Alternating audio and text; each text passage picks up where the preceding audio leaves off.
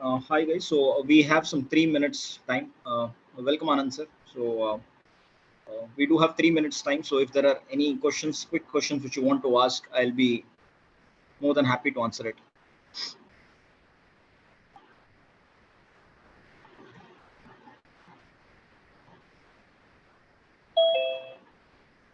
Any quick questions? Okay, we wait for 2 more minutes. So today we have with us Mr. Anand Iyer, who is from the first batch of the business data management course, and his was also one of the best capstone projects which we had shortlisted in the first term. So firstly, what I'm going to do is that I'm going to explain you the revised evaluation criteria, revised pattern for the capstone project for this term onwards. And then Mr. Anand Iyer will be sharing his experience about the capstone project. That is what we'll be doing. And then if there are any question and answers, we'll be taking it. So this is approximately for 1 hour from now, which is 7 to 8. And followed by that, you'll be having session on week 3 and 4 by Malolan. So that is how it is going to be. And with regard to the question, keep it on the capstone project. Any question with regard to the course, what you have to do, and all that, keep it in the discourse. This is something which the support team can answer. Any question on the capstone project, I'll be more than happy to do it. I'll just wait for a minute, and then what I'll be doing is I'll be sharing. I have already put these details in the discourse 2 minutes back. I'll also be sharing it now because this is the first live session officially which we are having once the course structure has changed. Now that it is floated as a separate course. So this is what we are going to do. Wait for a minute. So then we go ahead. So Anand sir, are you here? Yeah, I just joined in, so I had to Yeah, rejoin. sure. Yeah, thanks. I think you'll have to turn on your camera. So yeah. Yeah, So I will first do I'll that. just take some time and just explain them the criterion. And once that is done, we'll be very happy to know your experience about the project, and then we'll have Q&A. So give 5 to 10 minutes to explain the revised criterion. The same has also been put in the discourse right now. 2 minutes back, I've just uploaded it. Feel free to go through it as well. Yeah, thank you for being here. Uh, yeah, actually, I have what you are seeing is the background is wrong, so I have to have to change it. Pardon? The background that I am having is incorrect. It's Yeah, yeah, in. yeah, yeah, yeah. So let me That's try and fine. change it. Okay, is Yeah, it yeah. fine? Okay. Yeah, it is fine. I mean, it's fine. Master systems and co-sponsor, so it's it's good. it's it's the Guinness record attempt we had. Yeah, yeah, yeah. Okay. So a very good evening to all of you. My name is Ashwin. Is my screen visible? Are you able to see the Word document? Can you see my screen? Okay. Yeah. Very good evening to all of you. So my name is Dr. Ashwin, and I am your instructor for the Capstone project. By now, you would have received emails stating that this BDM Capstone project is a separate course, which means to say that you have a BDM course which you will be doing, and Business Data Management Capstone project, which is a part of this course, but it is floated separately. Now, first come first. So you do have the option of doing the project along with the business data management, which is theory, which you're doing, or you can do it separately as well. But this time, since it is a bit tighter, my suggestion is that you can do it once your complete course is done, so that you have a lot of time. Now, why this had to be floated as a separate course? There were a lot of requests from the students stating that they were not able to spend considerable amount of time on this particular project, and that is why it was kind of floated as a separate course, and we have got good feedback as well. Now, what is this capstone project all about? Now, this capstone project is a independent project, which means you will be individually doing it. The student has to collect data pertaining to a business problem, and it could be from any business, whether it is organized or an unorganized sector. Now, by what do I mean by businesses? So it could be the manufacturing, automobile, IT sectors. It could be supermarkets. It could be laundry data, vegetable vendors, restaurant, service business, etc. Which means to say that you will be speaking to these people, people who are the owners of these businesses or people who are in charge of these businesses. Try to understand what the problem is and collect primary data corresponding to those problems. Which means that you speak to them, they define you, they tell you what the problem is, and then you collect data which is relevant to that problem so as to solve that problem. Now, what is that you should not do? Do not collect data from online sources like Kaggle, GitHub, etc., because they are secondary data sources. Now, what is secondary data source? Secondary data source is something which is already available online. So this is not something which you have to do. Primary data is usually you do it for the data which is available and not. But when you are doing it something very freshly, it is primary data. When you are collecting pertaining to a problem, which means that you put in efforts and take the data. Now there are different heads this time which we have done. So you are supposed to give us a report, and I'll also be explaining what is expected in this. So in the second stage, what you'll be doing is, once you understand what the problem is, you'll be clearly defining the problem, and after that you have to explain us the process of data collection. So whenever you meet, whenever you and the business owners meet, or you meet the key people in this particular project, you will be making some field notes and you'll be describing it in brief as to when did you meet them, what was kind of discussed, how many meetings were there, and who are the key people involved. Second, what kind of business the organization is into, whether it is B2B, B2C, or both. Now, what is B2B? B2B means it is business to business. So, for example, Amazon, the transaction between Amazon and its suppliers is B2B. The transaction between Amazon and its customers is B2C. Some businesses can be serving both B2B as B2C as well. For example, Amazon is both into B2B and B2C.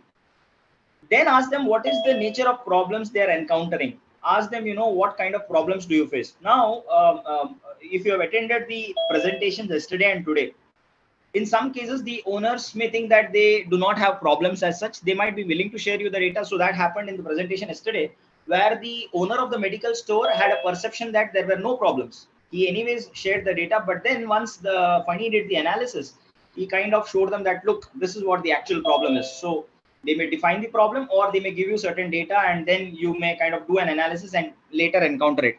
The third kind of thing which sometimes can be done is an observation based technique. You kind of observe in that particular setting, and maybe then you kind of get an idea as to what the problem is. You have a discussion with them, but always make sure that whenever you kind of start this particular journey, have a discussion with them. Tell them that this is what you're trying to solve.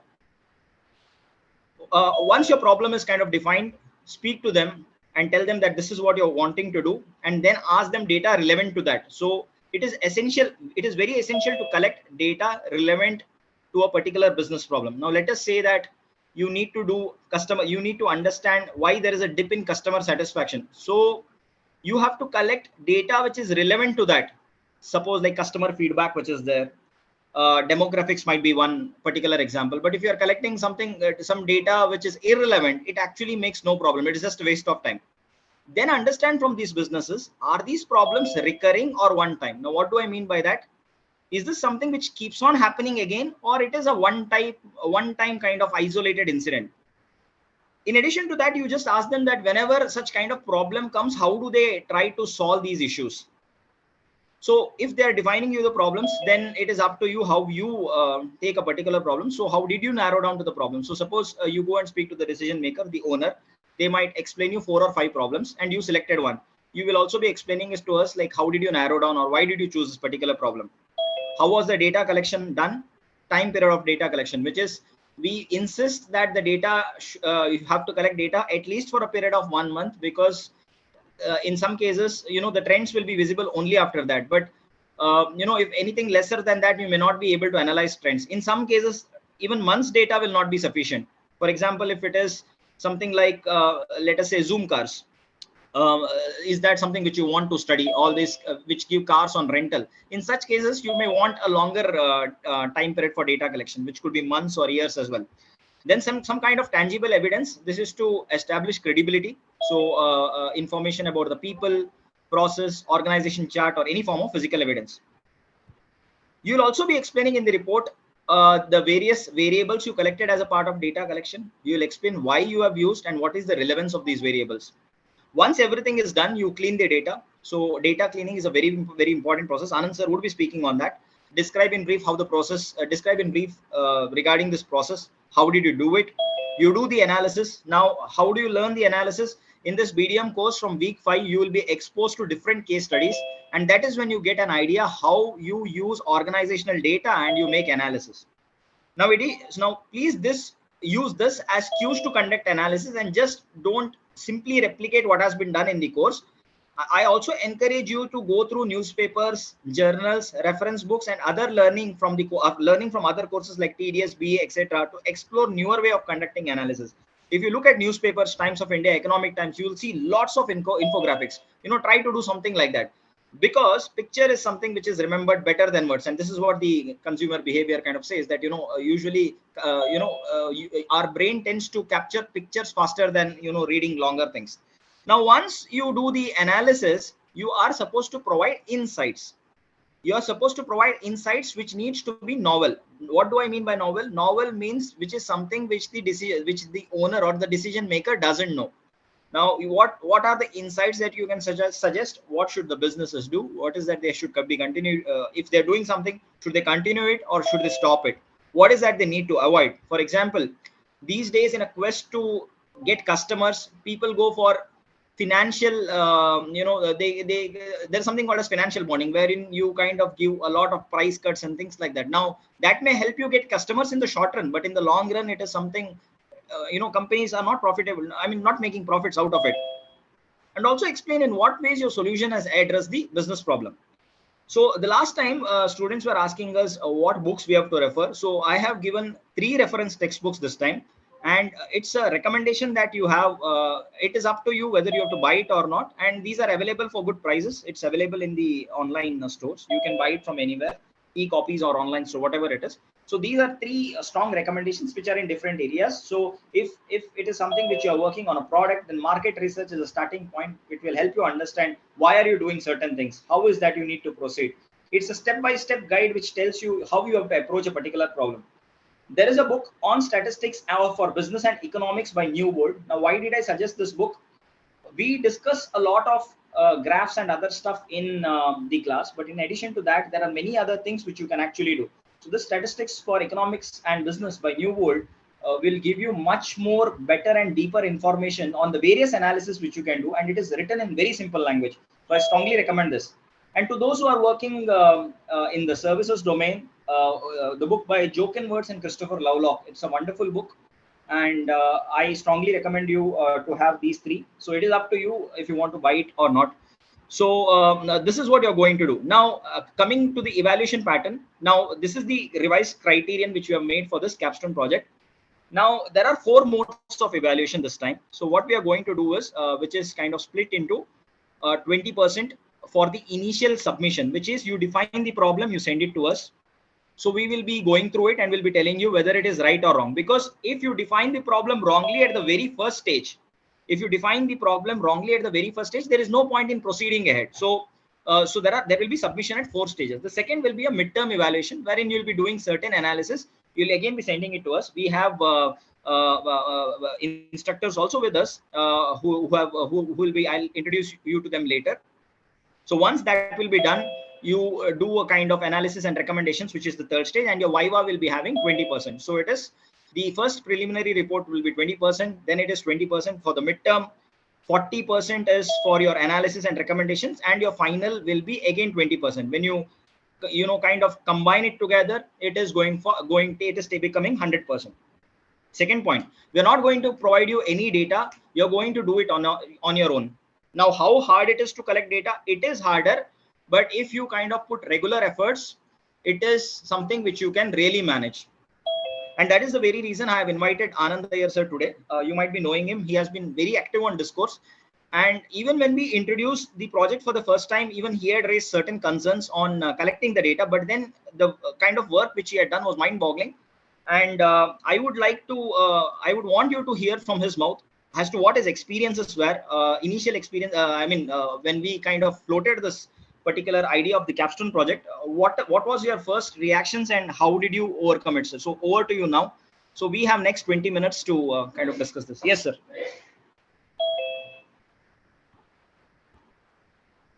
You are on mute. Yeah, can you guys hear me? Yes. Okay. Thanks, Ashwin, for that wonderful introductions. And there were a few embarrassing things that you said about me. Like it was an excellent project. Yeah, I mean, of course, I put in some effort. How mind-boggling it was, I'm not sure. But let me present you a few things. After that, I can throw it open for any questions that you might have.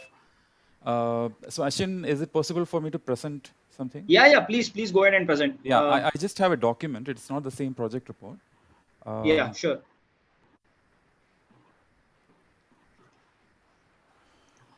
Just give me a moment.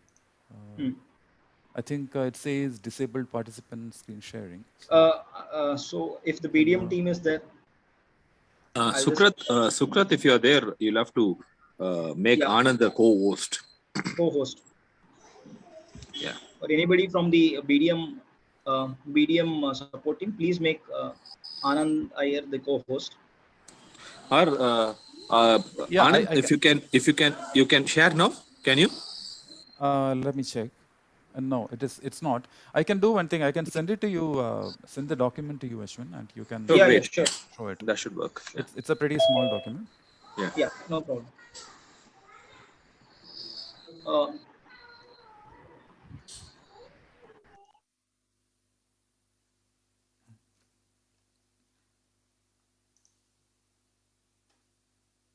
The sound is coming because people are joining, so that is something which we cannot avoid. Yeah. So, to whom have you mailed it, sir? I'm just mailing it to you. Okay. Good. Yeah, you must have got it.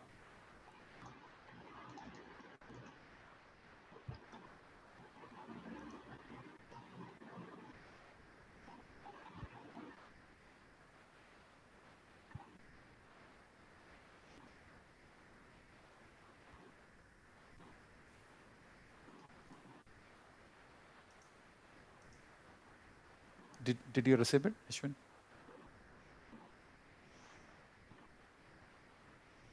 Yeah, I've done that. Thanks for that.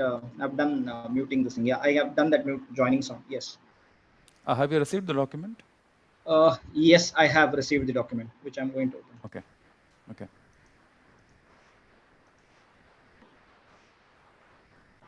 Guys, we also have Hari with us, and Hari and I are co-instructors for this capstone project. And without his support, we couldn't do anything. So I mean, he has helped me a lot in this. So it's been a great experience working with him. So he was not able to join yesterday and today morning, but yes, we do have him here with us. Yeah. Hi, good evening, guys. Good evening all. Yeah, so I'm going to share Anand Iyer sir's screen right now. So are you able to see this? Should I zoom this? Okay. Yeah, it's visible. So this is the. So if you have watched, I think most of the people here wouldn't have watched the last term's presentation. So I have actually extracted a few things from there, and so essentially these kind of summarizes what you will need to spend time on, focus on, right? There are a few points that I have put in purposely with in the highlighted color. Now we can expand on this. I mean, it is we can discuss on this further. So the first thing is about planning your work properly. So I think Ashwin already talked about it. So we will have to be sure about what are the clients. We will have to have a list of clients is what I would suggest. Because what happened was I have at least had 3 clients which I had to jump through until I finalize the client that I'm going to work with. So you better have a list of prospective clients that you can work with, right? And it's typically it's ideal to have the person or the business close to you, and you should be able to call them whenever you want and clarify some things. And you should also make sure that you are aware of the business, right? So you either select a business which you are aware of already, or maybe you will have to put double the effort to understand what the business is about. So I think I would go with the first option. So the domain expertise is kind of important, is what I'm saying. You don't really have to have any formal slides or anything when you're presenting it to them. So basically, go out to them, reach out to them, and tell what your plans are. So many a times, what happens is when you walk into the client doors, the first response that you get is, I mean, you are of course accessing, going to the business as a customer. That's the way most people look at it, right? And when you are presenting a different viewpoint to them, I mean, many of them will actually defend. They may not accept it right away. So be prepared for that. So anticipate the challenges with respect to the client, even before procuring the data. Anticipate clients, the challenges with respect to dealing with the clients, right? So know how to deal with them, and always be empathetic to them, right? So that is what I would say. So the word that I would use is empathetic. So by empathetic, what I mean is listen to them carefully about.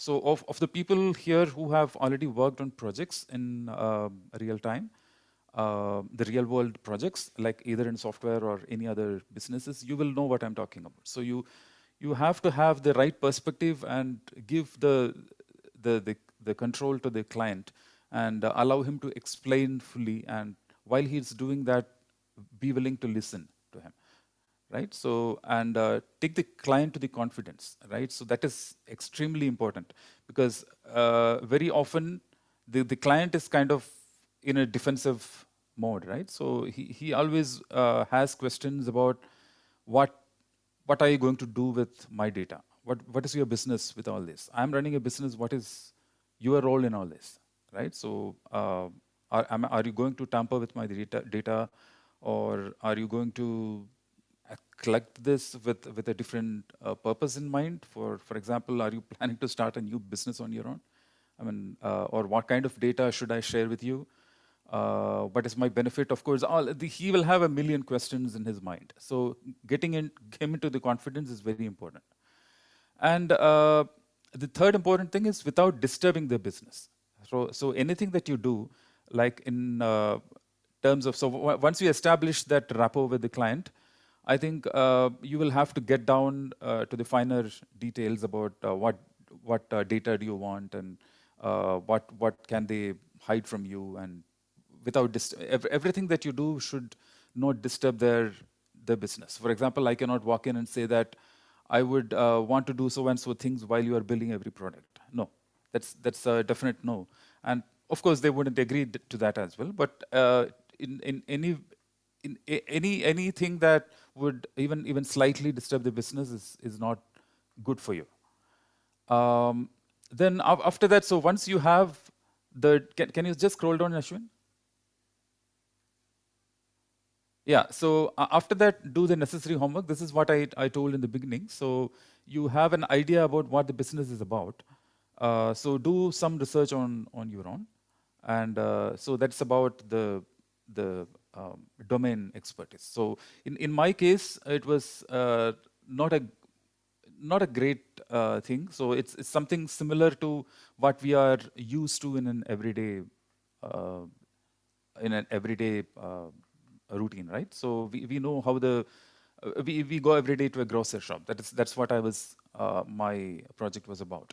So it's collecting the data of a newly established grocery shop near my vicinity, and help them grow their business. It was actually starting up. So I went and suggested to them that if you focus on these things, maybe you can do. I also offered them to collect the metrics for them. Of course, they had a very established kind of software which could get the normal routine scanning that they do in any grocery shop. So getting the data was not a big concern for me, but it was going and sitting in the database, and they had no clue about it. So I had to spend some time with the database guys there, the company that they were working with, and they already had some reports, right? So I had to generate some reports which were unique as well as useful to the clients. So I had to sit with them multiple times to understand. So for all this, you need a little bit of further digging into the business, into the domain expertise. And finally, be open for anybody who has done projects in the past. So you know that change requests can come anytime. So welcome the change requests. So don't try to say no. Don't say no to change requests at all, because the success of your project is actually going to depend on your customer. So always remember that. And so be aware of some typical issues. I have just listed a few issues here. If somebody wants, you can take a snapshot. I mean, by no means these are the only issues that you might get. You might get a lot of them. Can you scroll down? Is there something else? Yeah, so these are the things that you finally need to do, right? So present to the client and make the suitable. So these are the same things that the BDM project objectives also had listed. So make a list of recommendations, inferences, and then the recommendations. Yes, Lalit, I think I can send it to. I have already sent it to Ashwin, and maybe he can share it with Yeah. you. So I'll. Right? So if it is okay, I'll just put it on the discourse so Yeah, that. yeah, you Yeah. can. There's Yeah. nothing. Sure. So I'll share it on the discourse after this session. Sure.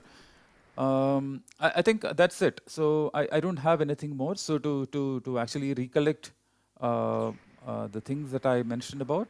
So be sure that you gain the client's confidence, right? So by no means you can afford to actually lose out, and keep him informed about what things you are doing. You don't have to go to him and present each and everything that you're doing, but keep him updated. I mean, so you don't actually go to him the first day and maybe the first 1 week you just followed up, and after that you disappear, right? You cannot afford to do that, because those kind of things will have a negative impact on you, and that's the project.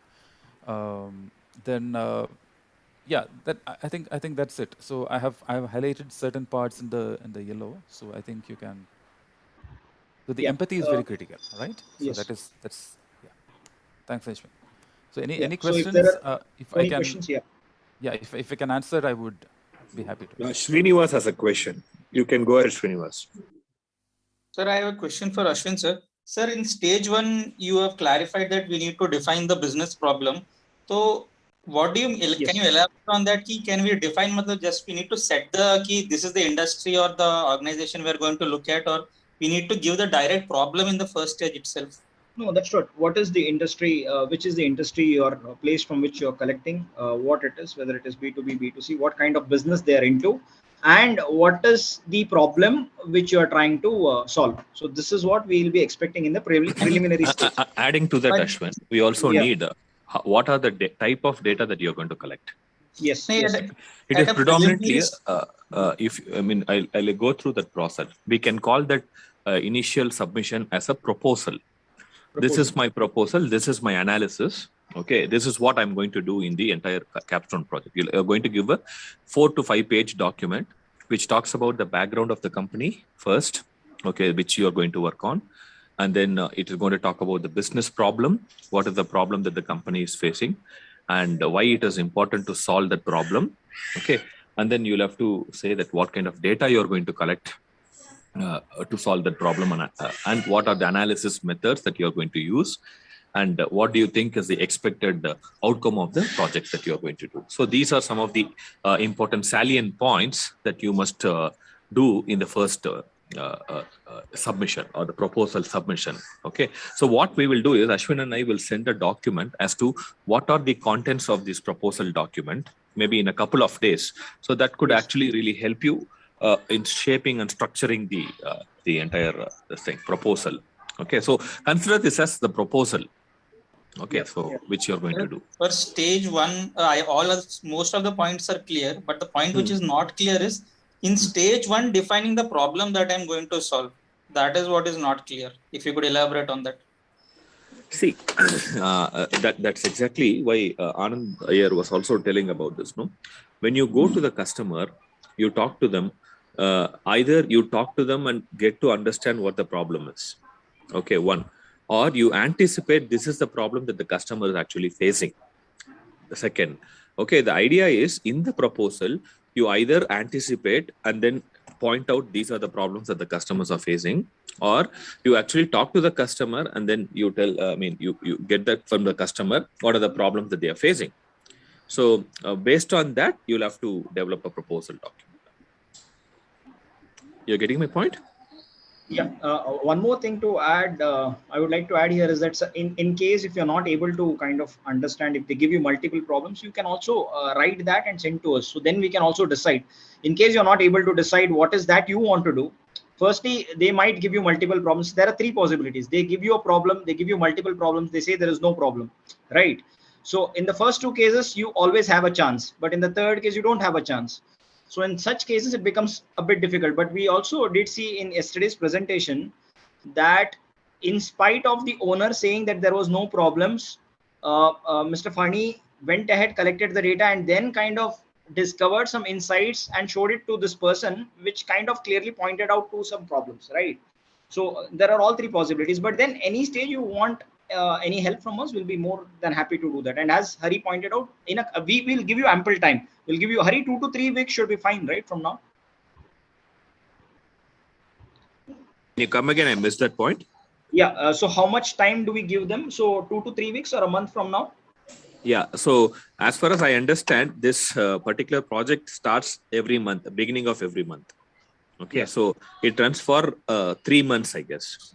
Within the beginning, where you say that I am going to start this project, from then you are given 3 or 3.5 months in all put together.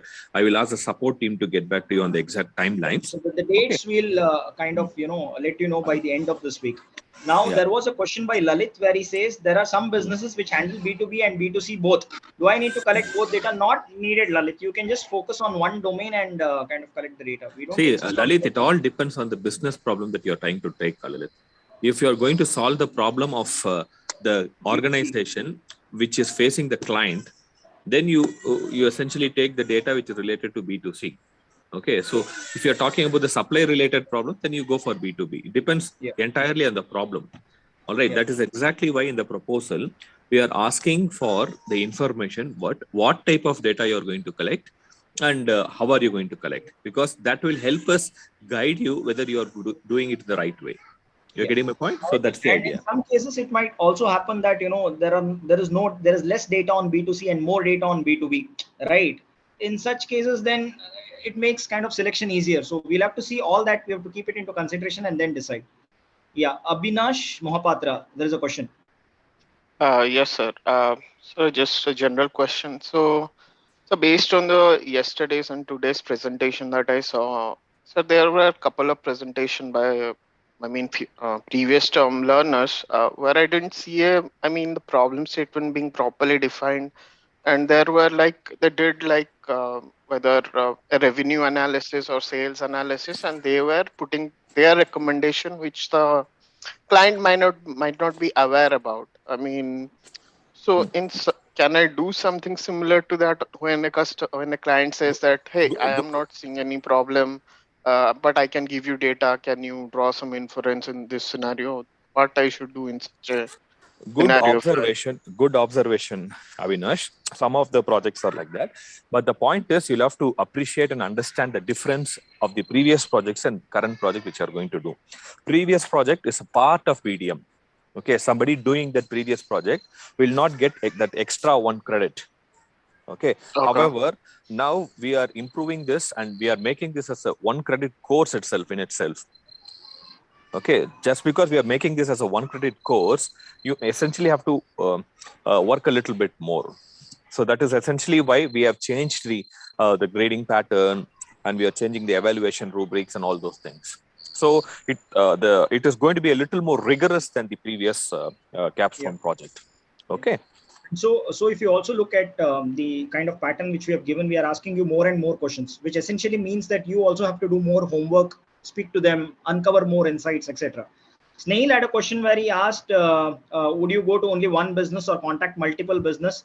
Snail, I would say I would agree with Anand Iyer sir and say that you will have to contact multiple ones, because see, in the morning session, Puneet had also kind of mentioned that, there were, in some cases, the client stopped responding after some time. So, you can do that. Typically, sometimes if you're very lucky, you can get it in maybe one go, or sometimes if you're unlucky, it might even be 5, 6, 7 also.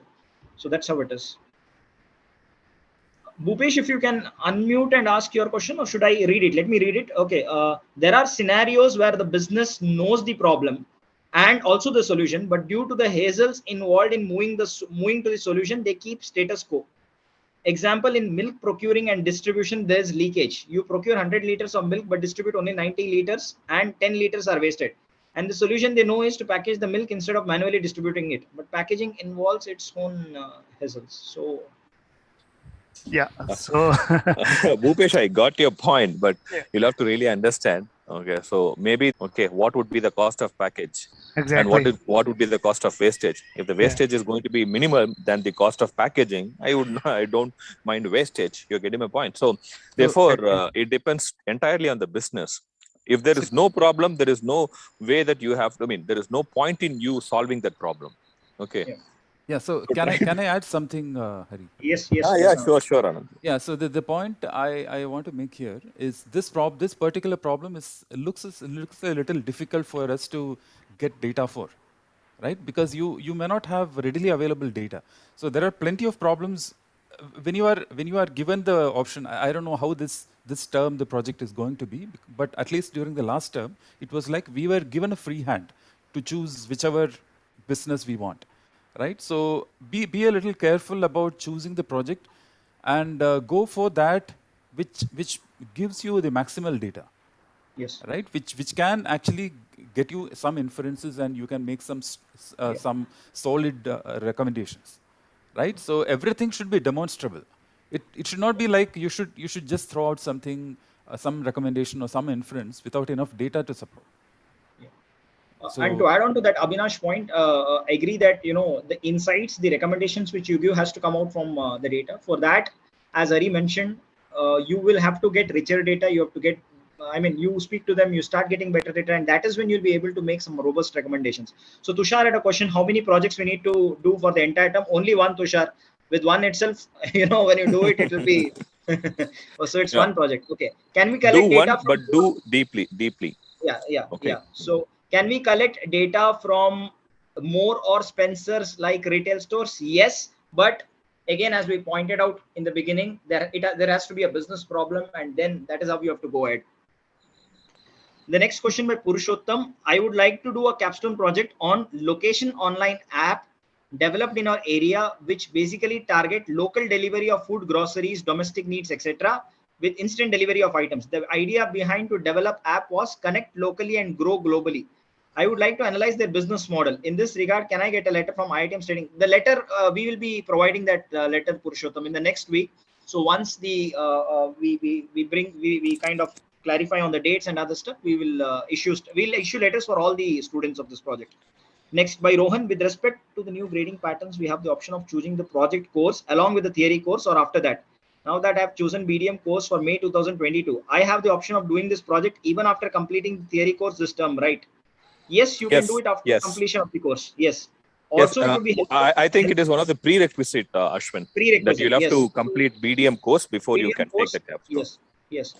Also, it would be helpful if you could elaborate how the standalone project coursework would work.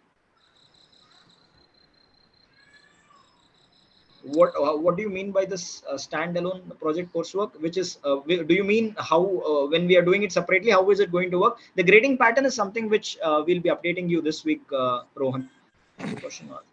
See, Rohan, what I understand from the standalone project, what you say is it is separate from the theory. Is that what you mean, Rohan? Hello, am I audible? Yeah. Yes, Rohan. Yes, sir, I meant that only, that after the theory, the project course can be done alone itself. So I was asking to elaborate more on how we would do the project course as alone, apart from the theory course, as in the new grading pattern. No, we encourage you to do it. You can do it alone itself, right? You already have a prerequisite. You have completed BDM. So once you have completed BDM, now you're doing it separately. You go to business, identify what the problem is, use your learning from BDM and other courses, and then take it ahead. That is how it is. So, sir, means if I'm doing it separate from the BDM course, that is after completing it. So see, you have the option of doing it now or doing it later also, but it is rigorous. So our suggestion is that you can do it later. But if you want to do it now, you are free to do it. Okay, sir, got it. Okay. Yeah. Any other questions?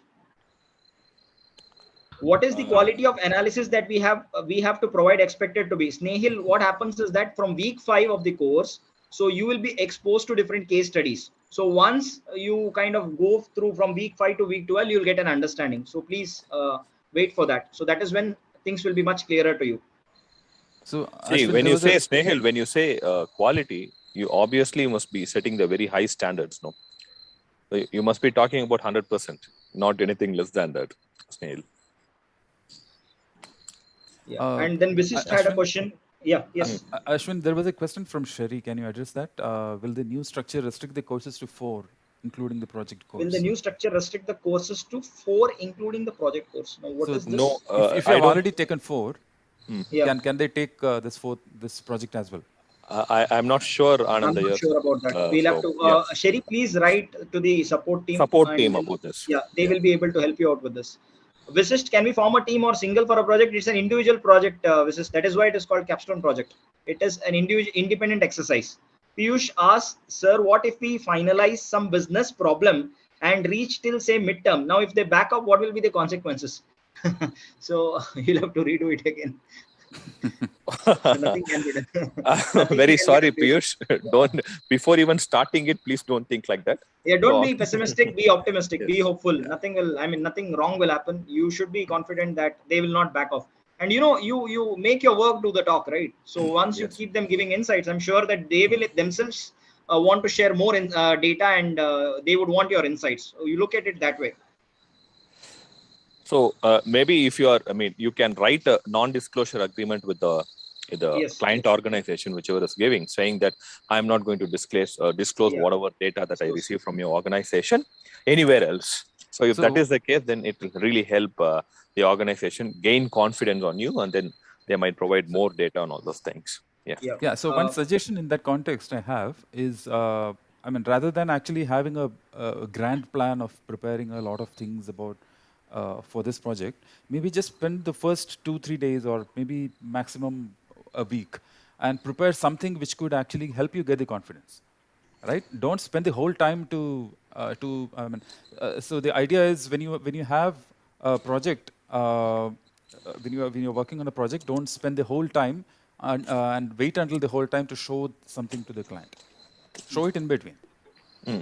So when you are submitting your intermediate evaluation form to us or the document to us, you can send the same to the client and ask their feedback as well. Yes. So that could really work. That is actually a better way. I would suggest actually even do more frequent than that, because for those who are working, actually the concept of agile, the way of working. So get used to that. So every week we have every week sprint or every 2-week sprint. For those who are not working, doesn't matter. But just take every week sprint. Have some deliverable or have something tangible to show to the client every week. Keep that as the goal. I think that would help you. Yeah. For the benefit of everybody here in the live session, Rohan and others, you can do the Capstone project along with the BDM. It is your choice, or you can do it separately at a later stage. I hope I've kind of clarified it. Prerequisite, what we said is you need to be doing this. I do get your point, but the thing is, as you are completing, as you go through these cases, you also have the option of collecting data and doing it, or you can do it at a later stage also. So you can either do it now or do it later. Okay. It will be offered this term itself, right? Yes. It will be offered this term itself. So what we would suggest is you can take, if you are not loaded too much, you can take it along with the BDM theory course. If not, wait for another term. But do good work, because if you do something in a hurry, then as per the guidelines this time, it is a stage gate process, which means that if you're not happy or satisfied with what work you have done, we'll ask you to rework again. So that is how it is. So that is why, please do it seriously. And this is a project, and it will be evaluated by the people from the industry, because yesterday and today we had people from the industry, and you have also seen the kind of questions they've asked. So they pinpointedly asked you certain questions. So it will always be better to do it seriously. Snehil asks, as a novice to business analytics, I'm not sure how to go about the analysis. Any other suggestion as to where to start, except for the course and reference books mentioned earlier? Snehil, see, the reference books will kind of give you an idea as to how to approach a particular problem. But what you can also look at is, we have recorded certain videos which is live from the last year. Just go back and have a look at it. You will get certain idea as to what you have to do. If you still are not clear, I'll drop my email. We can speak later. Ritik asked, so this course was supposed to be graded based on the Capstone projects. Now that is a separate course. How BDM will be graded now? See, BDM grading and Capstone grading are two separate things. So please don't be confused with regard to that. BDM grading is separate. Capstone grading is now separate. They are two separate courses. More details about the grading pattern. BDM grade. Malolan is there, I guess. So Malolan, Yeah. can you throw some light on this, Malolan, please? Okay, so as of now, the BDM grading structure that we are discussing is that we'll be giving you 20 marks for your quiz. Then your assignments would carry 45 marks and the end term will be for 35 marks. So we'll be giving you a question paper for 40 marks capped off at 35. So you can answer for all 40 and whichever mark, whether it's 35 or the minimum of 35 or the mark score, that mark that you score will be given to you, right? So that is how it will be working. The assignments per se, the final this thing, how many assignments will be taken, so on and so forth, it will be coming out very soon. All right, but this is the structure: 20, 45, 35. Yeah, Shaktivel, the answer to your question is yes. If you have taken something now and you're not able to do it, then you can do it in the next term, no problem. Absolutely fine. But if you're kind of doing it, if you have registered for something now, you're not able to do it in the next term. That flexibility should be there. Lalit asks, I have a shop nearby which does B2C solely, but they don't maintain any data systematically or digitally. They have data mainly maintained in papers. That means it is unstructured, Lalit, which means you will have to do you have to manually go there, collect the data, enter an Excel sheet, and then kind of do analysis, identify what the problem is, and things like that. Will the overall degree course credit be revised, Srinivas? This is something which we'll have to hear from the support team. The support team. I request you to wait for that. So BDM is still 4 credits and capstone is now 1 additional credit.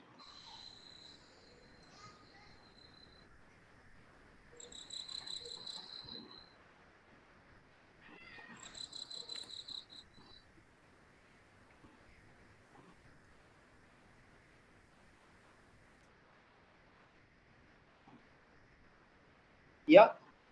Any more questions? Will we be allowed to take BA course after completing BDM course? Yes. I mean, for BA, the prerequisite is BDM, if I'm not wrong, Hari. Yeah, for BA, the prerequisite is BDM. For the capstone, I don't think it's a prerequisite. Yeah. For capstone, you need BDM. For the capstone, anyways, you need BDM. But for BA, prerequisite is BDM. I believe the question is, should they also complete the capstone before the BA course? I don't think it's necessary. That is I think something which is left BDM to course is different. Yeah. BDM is required for BA, that is all. Capstone is not required. Questions on the grading and other things, we will get back to you later this week. So if it is incomplete, will it be an I? We don't know at this stage. So later this week, we'll answer. Any questions on the project? If there are no questions, then we pass on to Malolan for delivering week 3 and week 4 this thing. So there is one from Tushar. Yeah. Yes, you can. You can do that. Yeah, Tushar. you can do that, Tushar. Arya Jyoti Dev. Yes. Arya here. Am I audible? Yes, you are. Okay. So question is that is there any basic, yesterday and today I was just looking at the presentations, project presentations. So my question is, what are the basic tools, those things that need to be used in the project, like Pareto chart or something, or it is open? We can do any type of analysis. You can do any analysis, you can use any tool, you can use any method, whatever it is, as long as it is helping you solve the business problem that you have taken. So any kind of special session on business problem is how to find the business problem. What is the business problem? Is it same, or it will be defined by us only by looking at the... You will have to be defining the business problem in consultation with the client that you're going to work with, or the person who is willing to give the data with.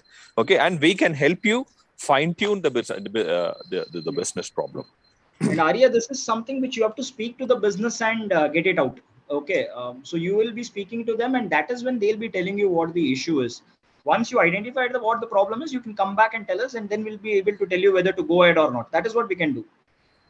What is the minimum number of products should we be taken? Again, it depends on what your problem is, right? It depends on what your problem is. If they're looking at a particular product portfolio, then focus on that. If it is on some category which they're looking at certain portfolio, then that is what you have to consider. It depends on what your problem is. My client, okay, we have answered. I don't have knowledge on sheets, so can you provide some resource?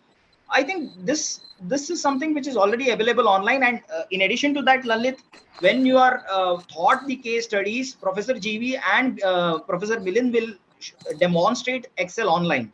So that is where you kind of already get exposed to Excel and things like that. Is there a possibility of doing project with data given from IITM? From IITM, we are not giving you any data. You have to collect the data on your own. Please note that there is no data which will be provided from us. Yeah, you might be given a letter, bona fide student letter, which you can use to collect the data. Yes, this time you will have to collect data on your own. That is the very purpose of the Capstone project. I missed project presentation done by last term students. Is there any link to access that? No, this was not streamed online. That was why a WebEx link was sent. So this is not streamed online because it had certain details where the students were a bit apprehensive about sharing it online. So no, that is not available. Is there any additional fee for Capstone project? You will have to check. Support team. Raja, you will have to check with the support. The fees and other things we are not aware of. Okay, if this is done, then Rushil, do you have a question? Rushil Cherian? Yes, sir. Yes, sir. Yes, Rushil. Sir, my name is Rushil. Sir, actually today itself I went on field to acquire some data. So there was a Starbucks outlet at my city. It was a recent launch. So they said that they cannot give me directly the data, but they can offer me an internship, and then I can use their data after signing a non-disclosure agreement. So will that work?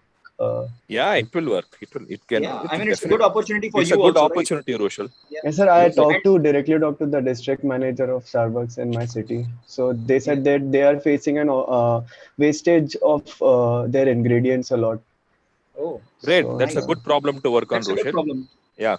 Okay. So you can I'll write get back to you. you can Yes, write sir. to I just wanted a letter that I am a student. I brought myself an. Yes, sir. The letter will be we'll start issuing the letter in a week's time or so. So we'll issue it to all the students of this Capstone project. And in addition, there is something called ethnography, Rushil. Just browse and just see what it is. Sometimes data will give you certain insights, but then you observe and see things around you, will get some more insights. So you can also use these both techniques and then work something like that. Just browse that sir, out. I'll definitely research on this. Yeah. So all the best. Thank you. So Cherian, your question, please. Yes, I just had a few questions. First one is, you mentioned this additional Capstone project is 1 credit, but the email that we got says it's 2 credits. Cherian, regarding to this, the team will, no, we were not sure with the credits. I think it is 2 or this thing. So that please write to them and check, because we are not sure how much credits it is. We just know that it's a separate course. So mostly it is 2. I'm sorry. Yeah. So anyways, we get back to you on this. So one question from Manish: suppose I visit some of the clients and 2 or more of them are willing to give the data. How can I compare the problem statement which is suited for the project? Manish, again, here, I would say bounded rationality, kind of sit and think what is that works the best for you, decide whom you can bank on more. If you want, you can have a discussion, take things and just ask us and see how much willing they are to help you on this. And then you take a call. That is what my answer would be. Don't do, 3 of them, don't promise them, you'll be doing it simultaneously. See, evaluate it and see. It is all about availability of alternatives and how do you decide. You have so many vehicles in the market, right? It is up to, ultimately, you decide which one you have to buy. So that is what it would be. Will there be a registration for Capstone project in this semester itself? Again, please write to the support team. This is something they'll be able to help you out. Okay, if there are no questions, I had a few more questions which I couldn't ask. One is, since this is being announced almost in the middle of the term, and you said the duration is 3 months, so will we be able to finish this by August 7th? No, Cherian, this works like this. The registration for this Capstone projects, not only for BDM, there are other 3 courses apart from BDM, all of which the registration starts in the beginning of the month. Okay, that's when the clock starts ticking, and then from then it's 3.5 months. Yeah. So we give you 3.5 months, Cherian, so that you have ample time to finish the project. See, it's ultimately this. Once you crack this, you get the data, then you can do it very fast. So all these things, right? It will take some time for you to speak to people, try to understand. You speak to many people, try to understand, get the relevant data. Once you get that, you can just finish it in the next 10 days. The report writing will take another 10 days. So that's how it is. Any other questions? The other thing is about that approval stage. I think Srinivas asked this question in the beginning. That what if the person says there is no problem, and we can see this, we'll be able to figure out the problem only when we look at the data. So Yeah. can we do data collection before the approval stage? You can do it and present to us, but then again, how would you kind of? I think it will be sometimes you are taking too much of a risk in that situation, Cherian. Right? You collect the data and then you find out there is no problem. There is all the effort that you have put on will go on waste. So you have to believe the client who think that there is no problem. Then why do you even have to dig something? Okay. So that is something that you'll have to do it with a pinch of salt. And what we would suggest is to try to choose and find clients who are ready and who really have some problem to be solved and who are willing to share the data. That's more important. And Cherian, if any business is saying that they have no problem, then it is definitely wrong. Some or the other problem would definitely be there. I mean, so the idea is they may not be willing to share the data. Yeah, willing to share. Therefore, they say, yeah, that is what it is. Because see, in case of this funny who presented it, it was kind of very clear. But then, it also depends on this thing. Yeah. Then another question I had is, it's like suppose I analyze the data and I figure out that it's not worth running that business. So would a recommendation that they close the business as soon as possible, would it be a valid recommendation? Because they say it's better to fail fast than to keep going on. Give it to us, but not to them. That's the only answer I think I can. So then the next time onwards, he'll not be providing the data to anybody who asks, right? I mean, many a times what happens is Ashwin, what he says, there is a point, Ashwin. So without burning too much money, please close it as soon as possible. Otherwise, you'll be wasting money. So that's the truth. Sometimes it might happen like that, Cherian. But I'll give you an example, Cherian. Now I love having tea. So what happens is that I go around many places looking for these chai shops. Now they've started a new chain. So there are many chains of chai shops in and around Chennai, and something called as T-Born has started recently. Now he was selling chai for around 20 rupees and he did not attract many customers. Now it had been open for the last 6 months and nothing was happening. And then he decided to provide a bun along with the chai. So the name was T-Born. Born in French means great. He started providing bun, and then, there was an inflow of customers. And then slowly, to meet the cost of bun, he slowly increased the price, which was just noticeable difference. From 20, he made it 24. But still, he has the customers who are kind of coming. So so there are different ways in which, if people are kind of very clever, they understand this and slowly do it. So something he just experimented, and you see now there are many service providers nearby, but people are preferring T-Born. Now they are paying 3-4 rupees more, but then they feel that they see value in that. The bun which is being provided with the tea, right? They do see value in that. That's how it is. Thank you, sir. Yeah. I think it's there, I guess, no, Ashwin? It's about the theory of packaging, I guess. Yes, when you package, bundle something and give it to the customer, they perceive more value to the product than it Hari, is. I was also telling them about a project which we did for one of the IITM Research Park, wherein the customer had a feeling that wherein the client had a feeling that his customers were from the higher income group. But later, when we did an analysis, we found that it was the lower income group who are actually interested in that particular product. Yeah, so that's usually the case. So these are some of the insights that you will have to kind of learn from some of the books. Maybe while discussing, it might come some. For example, if you take Louis Vuitton, they don't target super high class people. They target people who aspire to be rich. Yes. Right. So there are things like that. It goes. So you may have to be watching the business carefully. These are some things which are tacit knowledges. Okay. So it cannot be taught directly on any course, but it comes through discussions. So that's essentially what we would want to have. Ashwin and I are very, very happy, and we'll be really, I mean, we can go at any lengths to have such discussions with you guys and help you out in coming out with. There is something called as revenge buying also these days. Just go and read articles on revenge buying. There is something like that. These days, consumer behavior has changed like anything over the years. Things which the brands thought will go in tier 1 is not moving in tier 1, and tier 2 and tier 3 is attracting luxury brand or masstige brands. This is what is happening now. Simple explanation for this is that people staying in tier 1 cities, though they are having income, you know, the spending is also so much that they're not able to buy. But tier 2 and 3 cities, they do have this thing, and they purchase all these prestige or prestigious brands. So you see that kind of behavior happening there as well. So there are many things. Consumer behavior is itself very strange. It's a very strange. And I'll give you another example. You know, electric vehicles are sold more in electric scooters, especially, are sold more in rural areas than in the urban areas.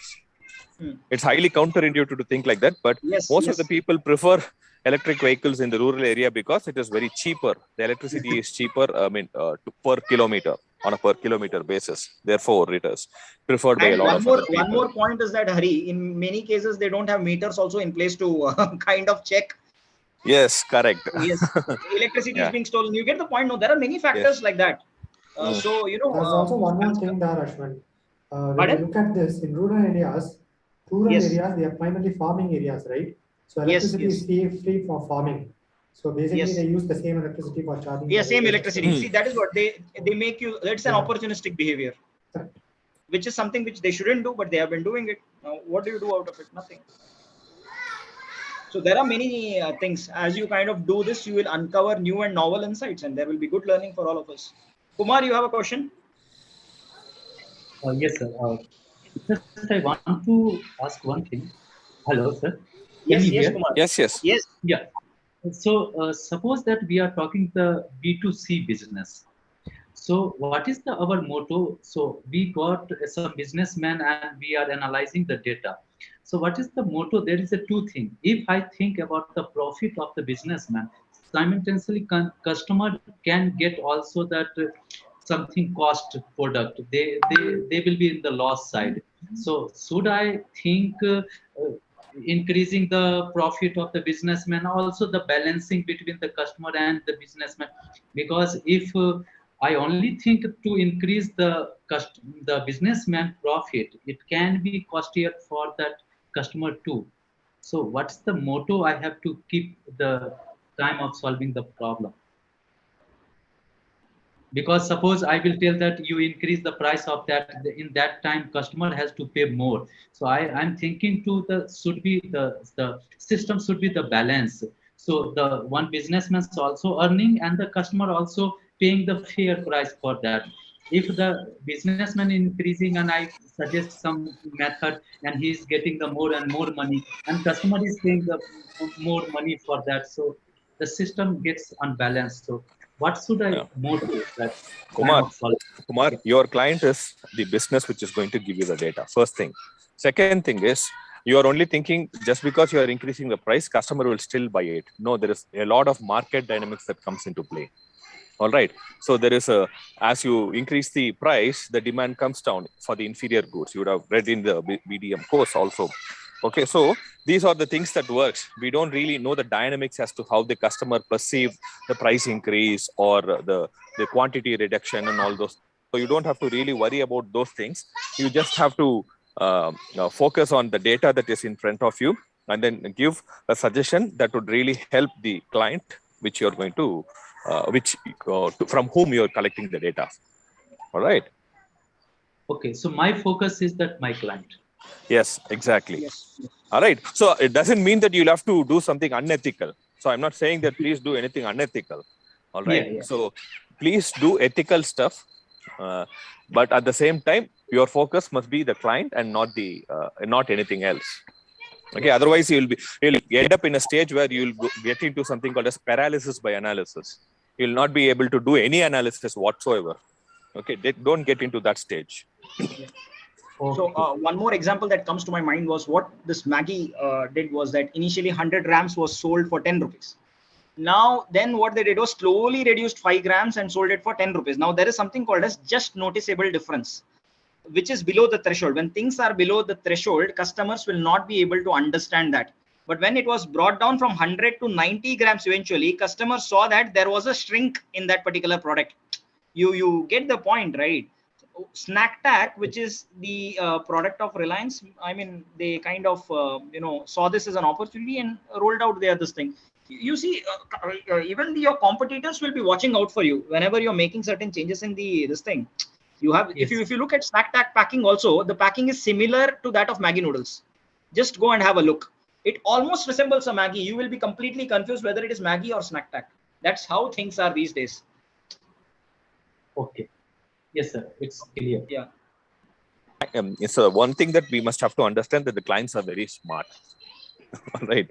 So they will anyways figure it out what is happening. Yeah. So that's something which is important. That I mean, you don't really have to worry about that. So if you're focused on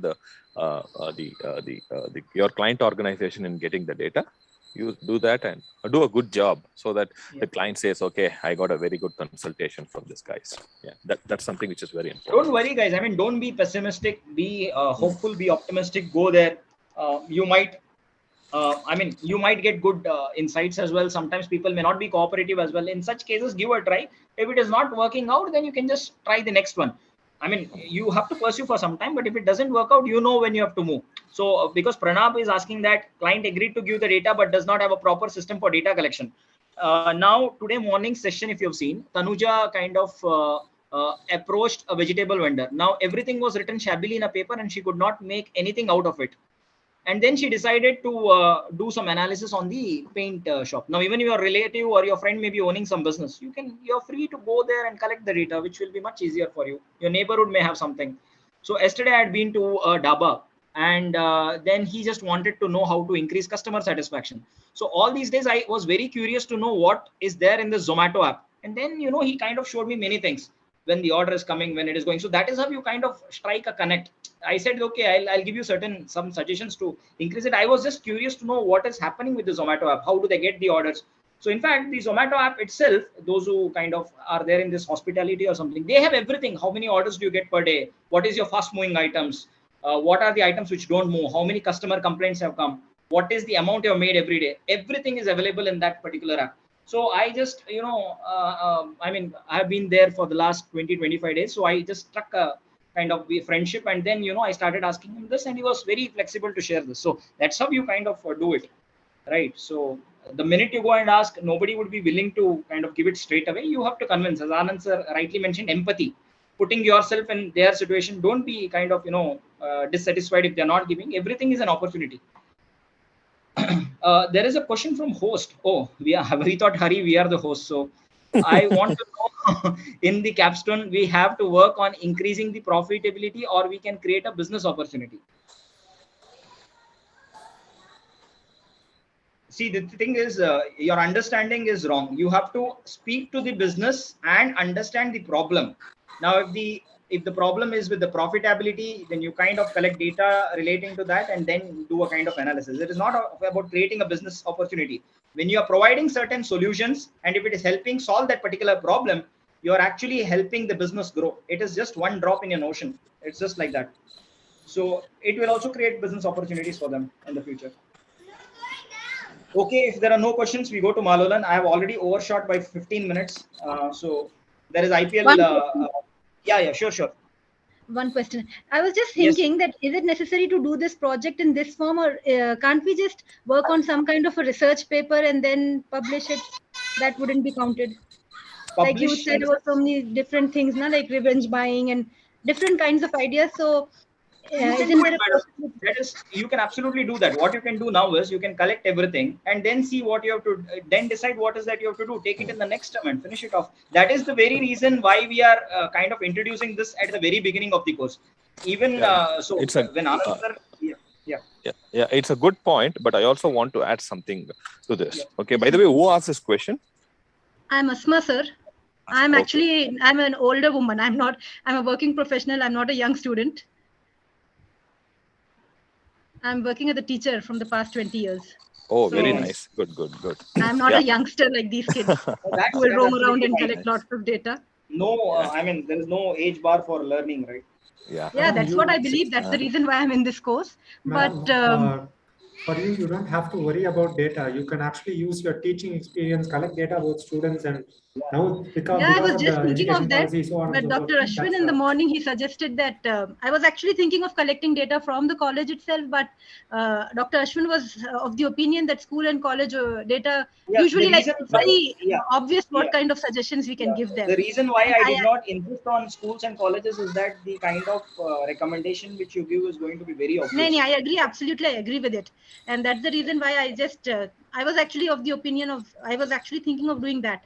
Then I thought, Yeah. no, it's the right thing because Yeah, there because are a few you see the suggestions point, only. madam. The point is this, that you get some, I mean, whatever insights or anything that you get is obvious. I mean, it's going to be obvious. So Yeah, you're yeah, not I agree. solving any. I absolutely agree with you. That's Yeah. the reason why I Yeah. just.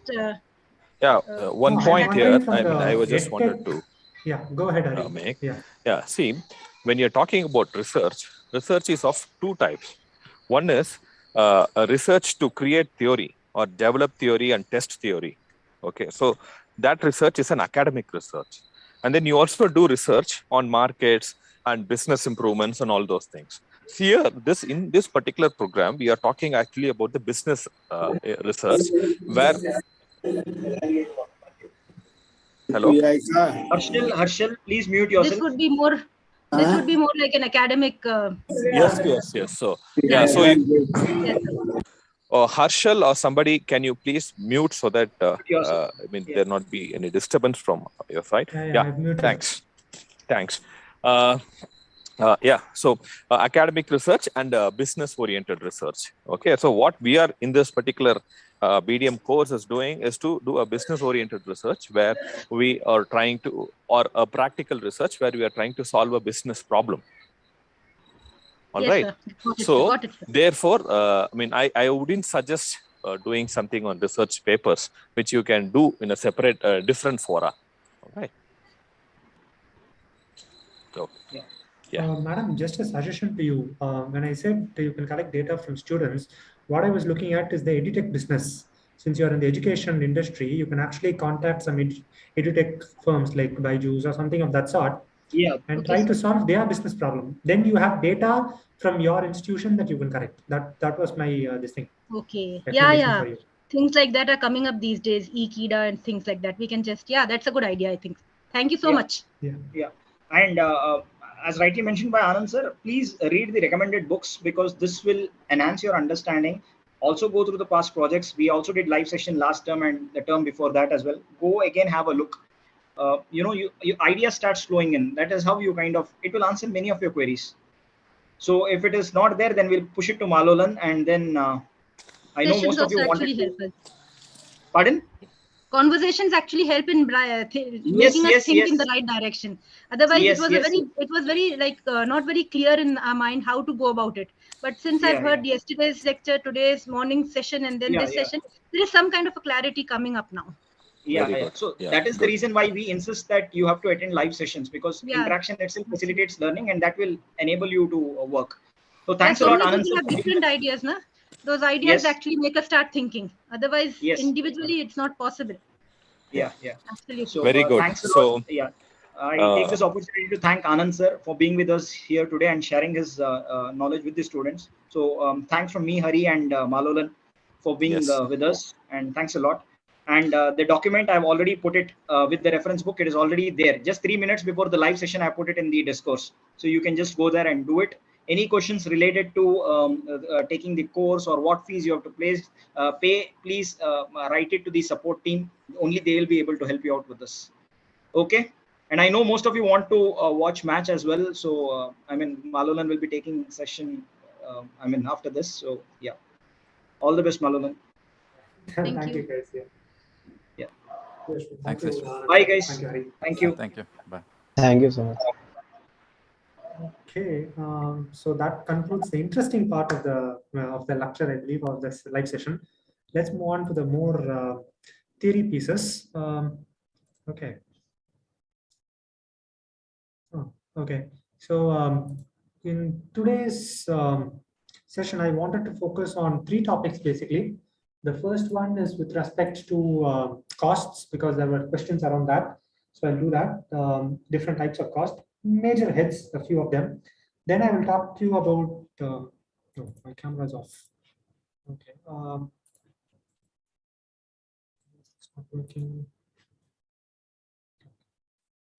Yeah. So then I'll talk to you about how do you plan, let's say, the cost curves, right? So I will solve a problem about cost curves. So that is the plan for the next 15 minutes, hopefully. We can cover all of that in 15 minutes. So like always, if you have any questions in between, please feel free to ask. I might not be able to look at the chat. So if you can unmute and ask the questions, it will be good. Or if someone has chat active, you can let me know so that I can have a look at it. Okay. Right. So the first thing is different types of costs that are going around. We talked about fixed cost, variable cost, all of that in our lecture, right? So I wanted to look at that through a story. So sound problem? Am I not audible? You are audible, but there is something like it's not 100% clear. Is it fine now? It's not very clear. Why is that? Let me just do a thing.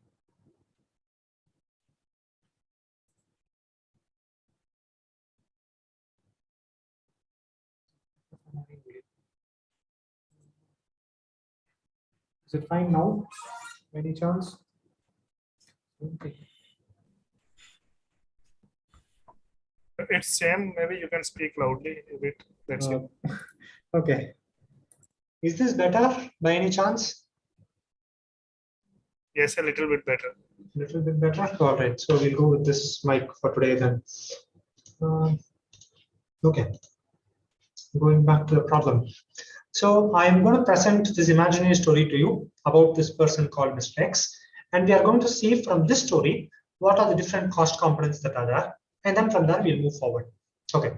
So a family has been running a company and it's producing a product A for the last 3 generations. And right now, the owner of the company, Mr. X, is reflecting on how the company was built 8 years ago. So he's actually astounded by the fact that his great-grandfather started this company by employing 3 people and with an investment of 1,000 rupees. Today, Mr. X pays 10,000 per month as property tax for the factory, and he's employing 112 people. And the salary for these 112 people is 1,12,000 every month. So in view of this, Mr. X is trying to reduce this cost by considering the option of automating the line. He has explored 2 options in this case. Option 1 is going to be using a conveyor system for movement of goods, and option 2 is using automatic operations, automatic machines, let's say. So for option 1, he has been given a quotation of 3 lakhs, and option 2, the quotation is 2,50,000. Unfortunately, or fortunately for Mr. X, whatever it may be, he did not expect that it's going to be 3 lakhs and 2.5 lakhs. He had budgeted only 2 lakhs for this automation aspect. Therefore, Mr. X decides to implement option 2 because it's closer to 2 lakhs. He just had to invest another 50,000. So he's going to go for option 2. Once he implements it, he needs to get a certification from ISO, and this has to be done by paying a registration fee of 10,000. And when they come to give the certification, the testing can be done in-house at Mr. X's facility itself, wherein he has to spend 5,000 rupees. Only if this test is successful, the product that Mr. X can be insured. X makes can be insured. Moreover, only after the test is done, he can also start shipping the product. And if he's going to insure a product, he's going to incur 120 rupees for every product that he is going to insure. So given this information, what are the cost components in this story is the question posed before you. And what I'm going to do is I'm just going to put the cost components that are generally present and their definitions. And now I want you to tell me which component goes into opportunity cost, which one goes into actual cost, which one goes into direct cost. And there could be different areas where a single cost can go into. All right. With that in mind, what is opportunity cost? From the story, which costs go into opportunity cost? So it will be like 3 lakh for option 1. That means we chose option 2. Okay, so as compared to option 1, we went into option 2 because it was 3 lakhs as compared to 2.5 lakhs. Exactly. So that's an opportunity cost. Any other thing in opportunity cost? Anything else?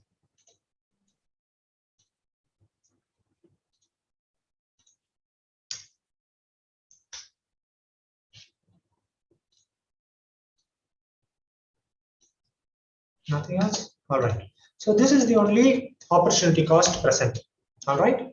So in this story, the opportunity cost was option 1, which was 3 lakhs, which was not able to be met because of the budget.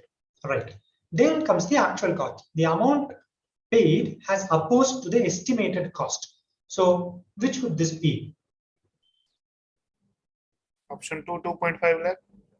Yeah. So we estimated 2 lakhs, but we paid 2.5 lakhs. So option 2, which is going to be 2.5 lakhs, is the actual cost that is paid. Then comes the direct cost. So what are the direct costs that are involved in this particular problem? The cost for getting ISO certification?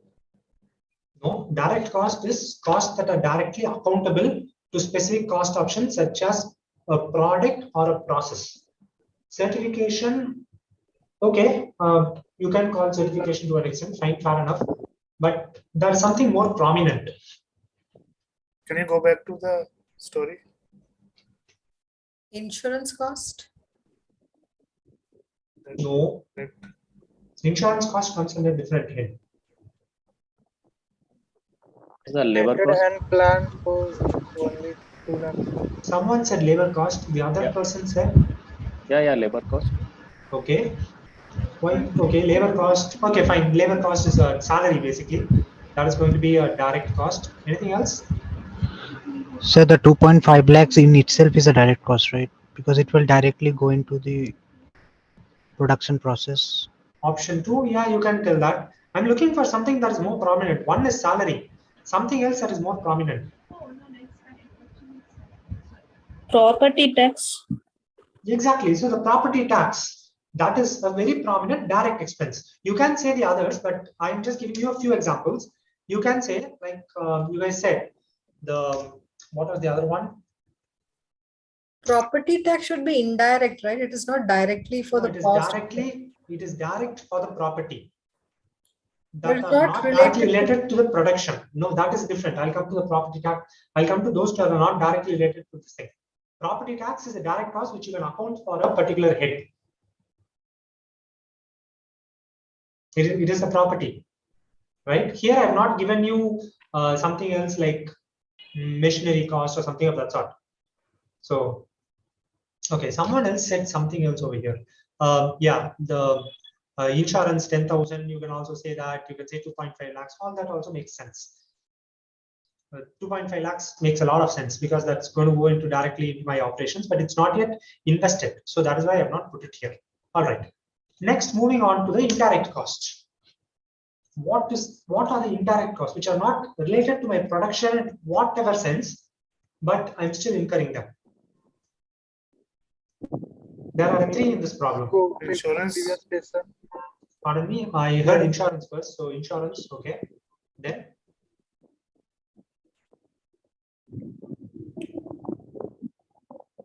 Sir, can you please show previous page?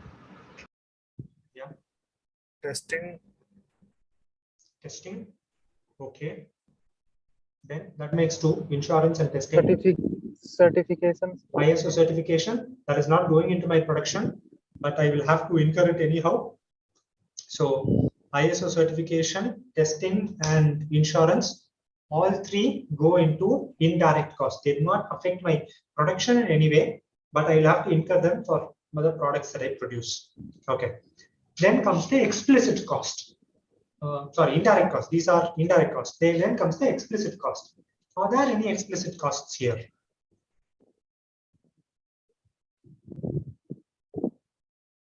So previous page, please. No outsourcing activity. Yeah, so Pranab actually said it. There is no explicit cost in this particular problem. All right, so there are no explicit costs. But the insurance amount I am paying to the external company, right? No, but that comes under indirect cost for my production now. It is not for a third party to come and produce my product. Okay. Resources hired from outside the organization for the process of production. Got it. Got it. Then implicit cost. Do I have any implicit cost?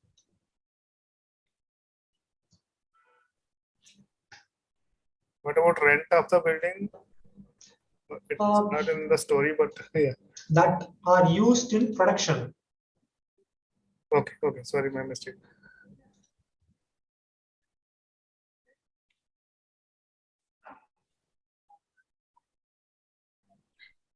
I think salary will come here. So the salary will come in under implicit costs. Right. So that is the only implicit cost here. Then comes the historical cost. What is Can the you please historical? explain the implicit cost again? How the salary is coming? So basically, it refers to the cost where I am using my resources for the production process. That comes as an implicit cost. So the salary would be an implicit cost because I'm paying the salary to my people to produce the product. Right? Okay. So it is an implicit cost. It is my resource. Those people are my resources, and I'm using them to produce the product. Similarly, maybe. Sir, I have a query. One second, let me finish. I'll come. Yeah. Okay. Similarly, my own resources, like maybe some buildings or something which I'm owning. Those are not directly going into the production process now. Okay. Okay. Okay. So that is why I have a slight difference between direct cost and the implicit cost. Okay. Yeah. Yes, sir. For implicit cost, do we need to pay because it is referred to as the cost of use of self-owned resources, that is, owned resources for which the organization need not pay. Salary is something which is being paid. So in that case, it is a cost head now. It is a cost head. So all I'm trying to do here is several things will come in several places. It depends on your accounting system where you account for it. That is all. I'm just giving you an example. Okay, sir. Got it? Yeah. I'm just giving you an example. You can say that, okay, I'm going to consider implicit cost only for those that I incur without paying for anyone else. It's not going to go out of my system. But whenever you say a cost, it's going to go out of your system somewhere. You cannot say, even if you do some maintenance, buy oil and say the cost that I spend for oil is my implicit cost, that I buy it from someone else outside. No? Then the oil becomes mine. Then you are using it. So in some sense, when you say cost, there is some amount going out. All right. Yes, sir. Okay. So that is my implicit cost. Then comes my historical. Why is it? Which is my historical cost in my problem? Sir, what will transport of goods will come under which section, sir? I don't have that transport of goods in my problem. So when you say transport of good, it depends on your network. Let's say you are owning the vehicles, then the cost of owning the vehicle, cost of this thing would come appropriately in either direct cost or indirect cost, right? Basically, cost of transportations come under indirect cost. It does not go into production, but you incur it for getting the product to be sold. Sir, then which will come under explicit cost, sir? Explicit cost. Let's say I am hiring a third person to transport my goods. Then that will come under explicit cost. Okay, sir. I own the resource. It will come under direct or this thing. Mediator will come under explicit cost, right, sir? Someone to whom I pay for getting something done, that will come under explicit cost. They are not. The resource is not owned by me. Okay, sir. I hire them. Yeah. Basically, most of your modern businesses operate with a lot of explicit costs. For example, Ola, Uber, all of these guys, they are not owning the cars or the drivers, right? They are just linking, and for them, a lot of things will come under explicit costs. Rental will come under the. All your rentals will come under explicit costs. Taking loan is explicit cost. Actually, no. But interest will come under explicit cost, sir. Yeah, loan will not come, but interest will come. The loan amount will not come. The interest you pay someone else. All right. Okay. then what is the historical cost in this problem? So it will be investment, sir. Investment will come under historical. The brand value. Which investment? I want it in the story. It will be 2.5 like option 2 cost. No. Historical. It's done in the So, past. so the 1,000 rupees that was initially incurred while the starting of the business. Exactly. Yeah, So my grandfather's investment, that 1,000 rupees is my initial investment. That is a historical cost for me in the story. All right. So that is the historical cost. All right. Replacement cost. What is an example for replacement cost? Again in the story. Is there a replacement cost in the story? The price paid to replace an existing asset at its current market price. No, there is no replacement cost.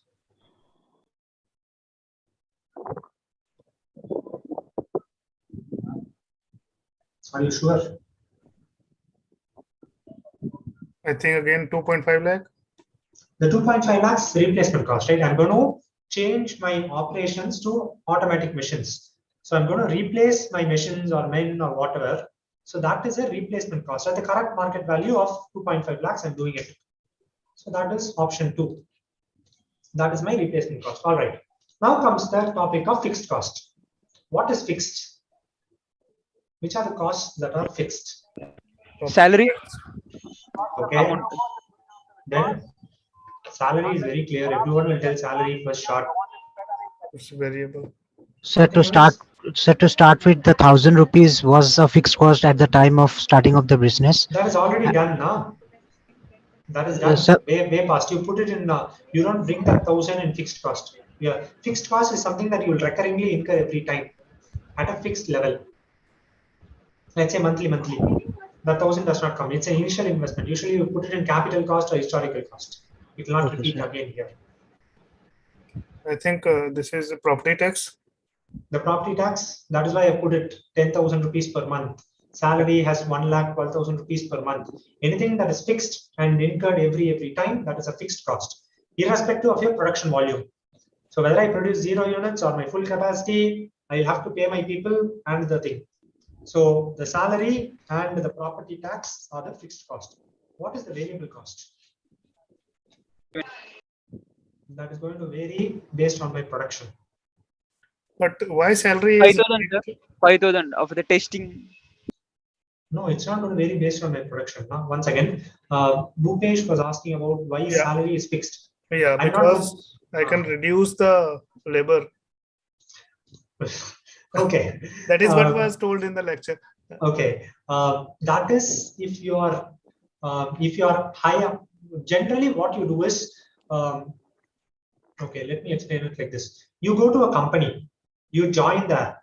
Until you are terminated, every month they'll pay you the same salary. Right? Yeah. So that is the general scenario. In the video, when they say that it can be variable, what they mean is where they are looking at places where it's daily labor. Then it becomes a variable cost. Every day it changes. Okay. Right? But in general sense, even there, in general sense, variable is with respect to your production.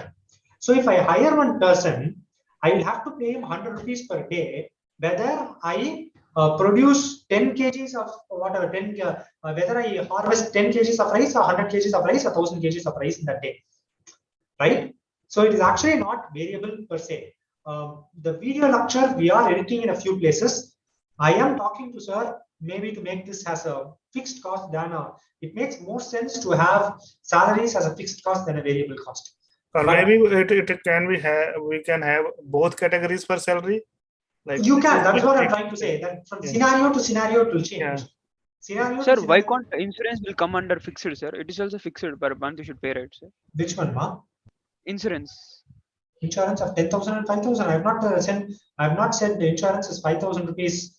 I've said insurance testing is 5,000. The last line, sir. The company insurance charges are 120. That is variable cost. Yes, that is variable cost. No, I'm telling that it will come under fixed, right, sir? We should pay per month. I mean, Insurance cost, insurance company charges rupees 1,000 for every product being insured. So if I produce 10,000, I have to pay 10,000 into 120. If I produce 100, I have to pay 120 into 100. Yeah. Yes. Varies based on my production because of this statement. Okay. So yeah, so the insurance cost basically of 120 rupees is my variable cost. Sir? Yes. Regarding the salary, which is kind of fixed, I'm giving to my my staff, so it will definitely come into the fixed part. Regarding the variable part of this, suppose I'm hiring some laborers, which is related to the production. Every month it is changing based on the production, so it will come under variable part. Yes, exactly. Okay, that is what I.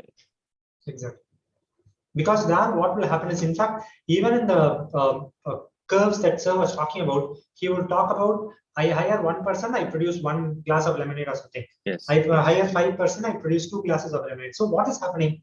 Based on the number of people that I'm hiring, my volume is changing. Yeah. So it becomes variable. Yeah. Variability is always associated with your production volume. Cost that varies depending on production. Yeah. All right.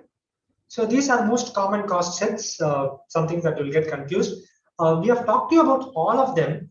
Usually in accounting, what happens is people, if they put it in one place, they will not put it in another. That depends on company to company perspective.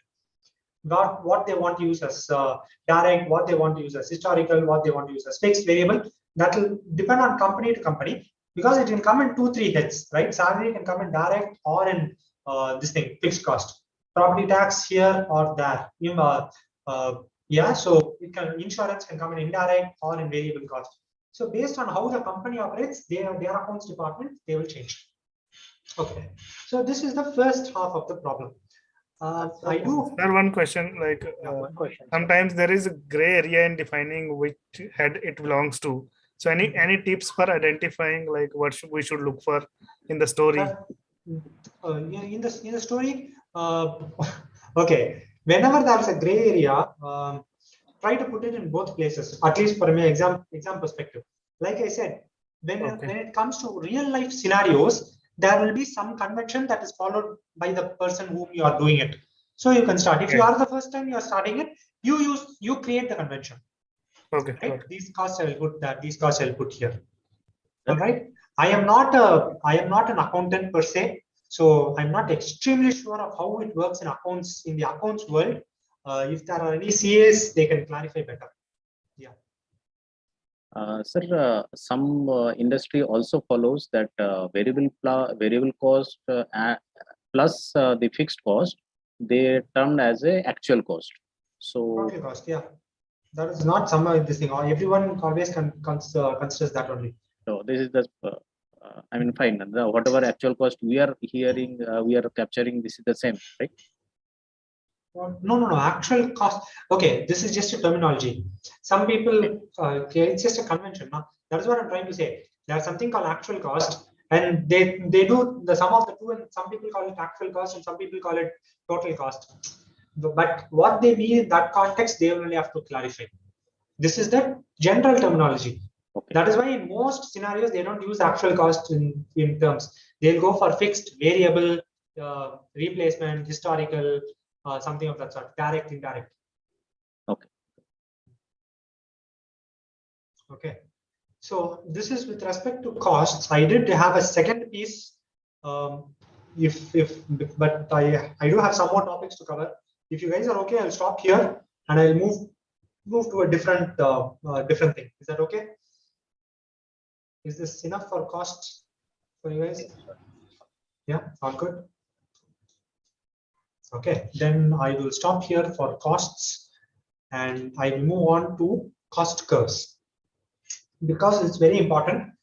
Please follow with me. There are 2 scenarios which are being taught to you in the course.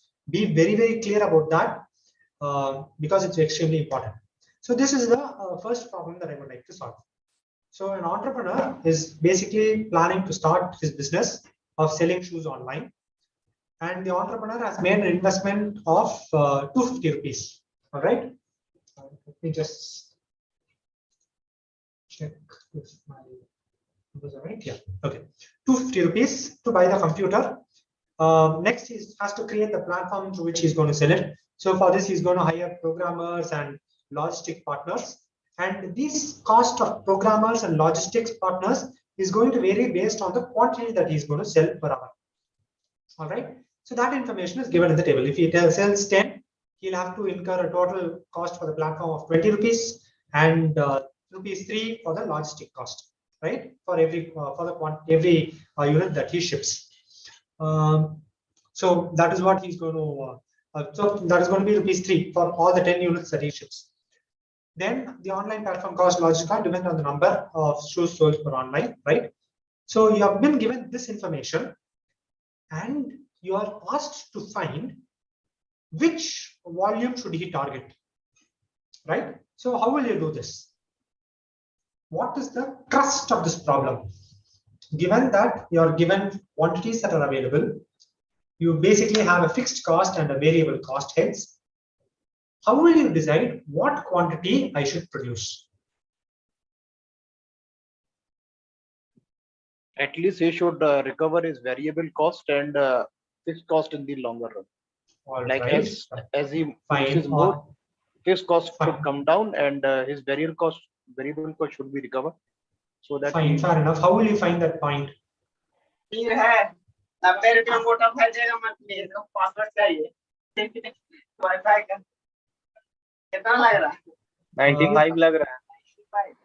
we can first calculate the total variable cost. All right. You have to first. Pardon me? Platform cost plus logistics cost. So that Okay. will constitute the total variable cost. Okay. It will also depend upon the demand as well, right? So if I'm producing, there should be demand for this. Assume all units produced can be sold. We suppose that whatever is producing, that is being sold. Yeah. So how will you find? Okay, you will get variable cost. Fair enough. Then good attempt. You are on the right direction, but the video explicitly says to look at a particular variable. What is that variable? Time, sir. Time? No, I don't have time here, na. Means shoes per hour sold per. Correct. That is what I want to find. How many shoes I should sell per hour? What should be my platform that I set up to sell per hour? I've given you fixed cost, variable cost. So what am I looking at? As I increase my quantity, my variable cost is obviously going to increase, right? Yes. Yes. And Yes, hence my total cost is going to cost is there, yeah, but my volume is also increasing. So basically I want to find that point where my total cost is coming down and the margin that I get, the marginal cost goes up. Wherever these two intersect, that is the point that I want to stop at.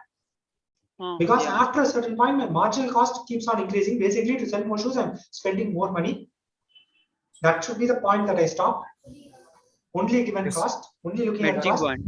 Incremental cost, if it is more than incremental more than the amount of quantity that I'm selling, basically. So that is the point that I will stop. So I basically want to find out the point where my marginal cost and my total cost intersect. The point where my where these two curves intersect, and that is what I'm going to do. So I'm basically going to compute my total average cost, right? And I'm going to see where my total average cost comes down and my marginal cost goes up, that point where it intersects. Okay. I will leave it up to you guys to go to the formula and see how it's done. I will not focus much on that here, but what I will do is I'll put these values. I've got it, and I will plot them.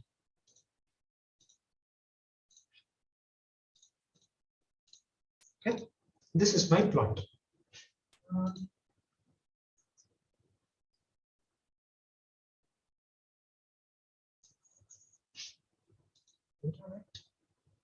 Okay, sorry about that. I wanted to use a different data.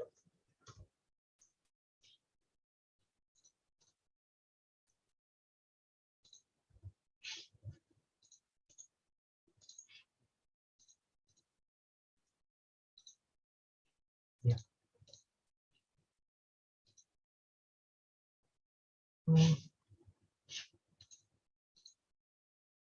Oh, sorry, my bad. Wrong formula.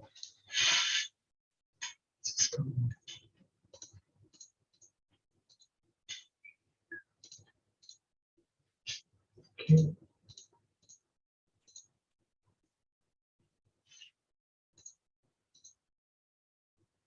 Should intersect.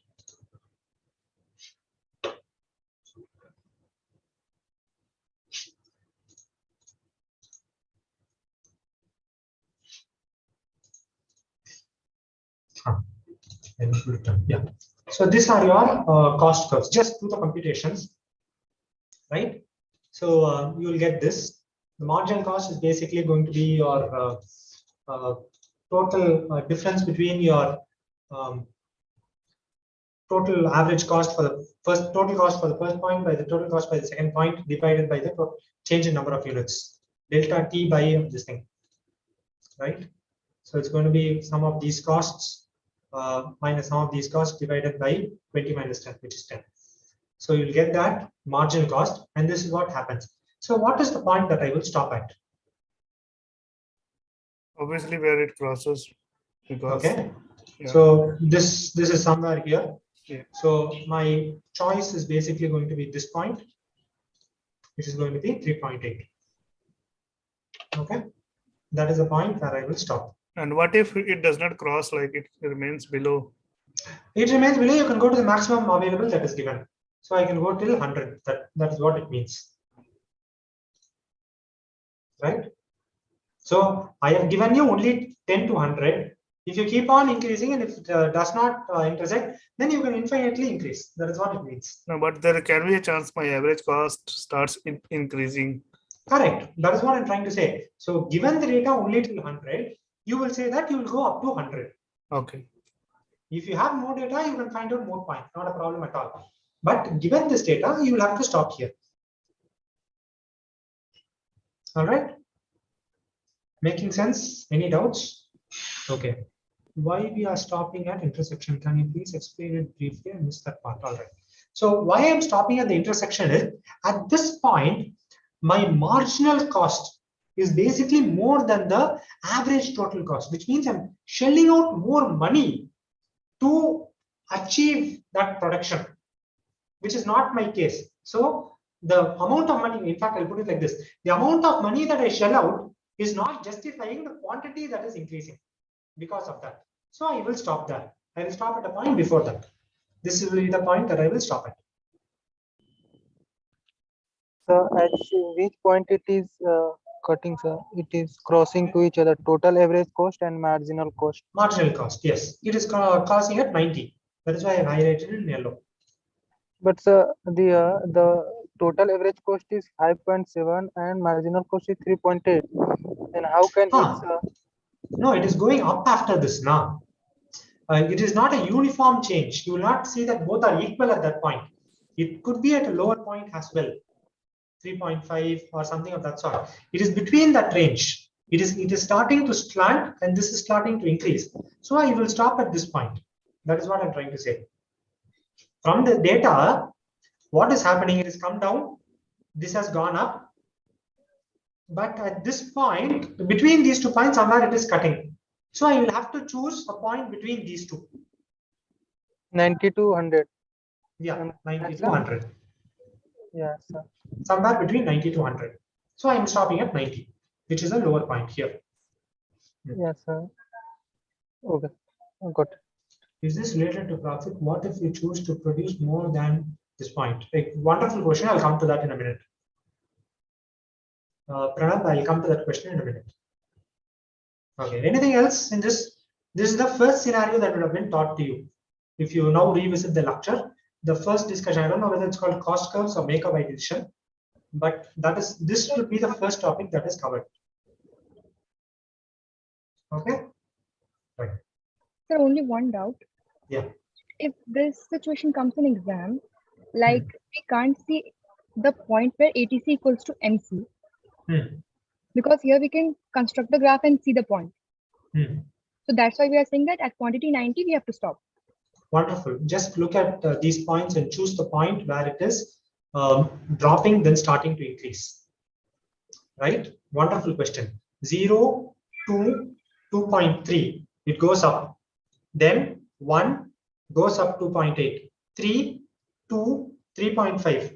Again at 3.8 it goes up. So you have several points where it goes up, comes down, goes up, comes down, right? Choose the last point where it has gone up. 3.5 to 3.8, stop there.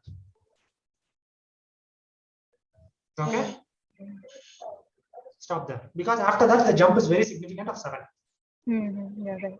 So stop at the point where the jump becomes extremely significant. You will have several jumps like this. Or usually, when Sir discussed his problem, he's talking at a very theoretical line that beautifully comes down, then this one goes up. In real life, it will not be the case. That is why we are giving you a problem like this. And this is actually a problem from one of your quizzes in the past. So basically, every time we can't get ATC equals to MC. We have to just choose that. Choose the point where your this thing becomes the minimum, then increases. Choose that point. Okay, thank you, sir. So that means there is no chance that it will cross before? Not necessary at all. Yeah. So how? Once again, the same problem. If I do one thing, if I do 100, see what happens. Not 100. I have to.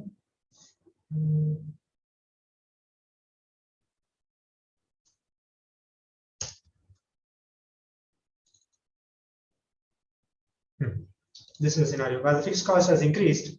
So what is basically happening is it is going to this point. I have to check my formulas again. Now 7 makes sense.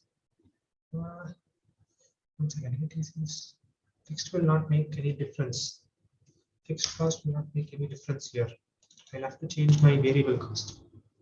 120, then let's say 150, just for argument's sake.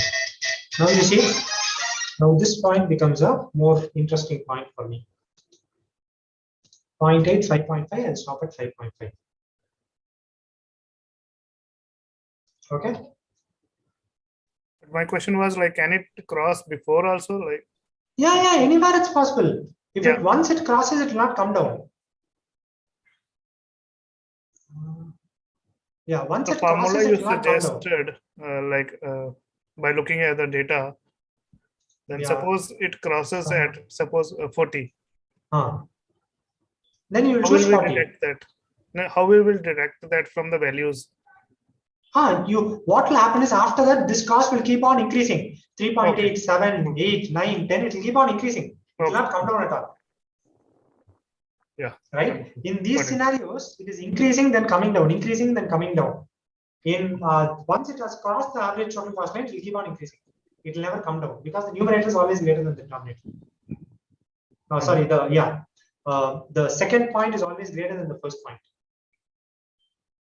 Marginal cost is basically total cost 1 minus total cost 2 by volume 2 minus volume 1. So when total cost 2 is greater than total cost 1, the point will always keep on increasing. Right? You have to go verify your formula again. I'll write it for you guys. Marginal cost is equal to total cost 2 minus total cost 1 divided by quantity 2 minus quantity 1. That is your marginal cost. So if you do this, what will happen when you have crossed this line? Basically, it means T2 is greater than T1 always. So it will keep on increasing. Right? So that is what will happen. Okay. Right. So this is the first scenario. Now comes the second scenario, which is what in most cases it happens. All I've done is it's the exact same problem. We have identified it as 3. The only thing that I'm telling is this guy is now selling it in a competitive environment. And in this competitive environment, the shoe is sold at ₹3. Every shoe that I sell is going to sell at ₹3. Nothing more, nothing less. I cannot sell it for less. You will see why. I can't sell it for more. Because if I sell it for more, the customers will not buy. This assumption will get violated. All units produced will be sold gets violated. Let's say. In this scenario, this is the second and the last topic of that week, where we will be covering a competitive environment where the price is fixed. How do you determine how much to produce? Any guesses?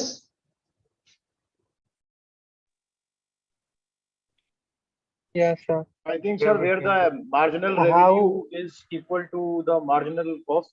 One second, someone else was telling yes. Sir, you should compare with your total average cost by selling price into quantity of shoes to be sold shoes per hour, I think. Okay, what will that give me? What is that terminology? So basically where I earn the maximum profit. Maximum profit. For this problem, I'll show you something that is very interesting, but it's not about maximum profit. It is about the change in profit.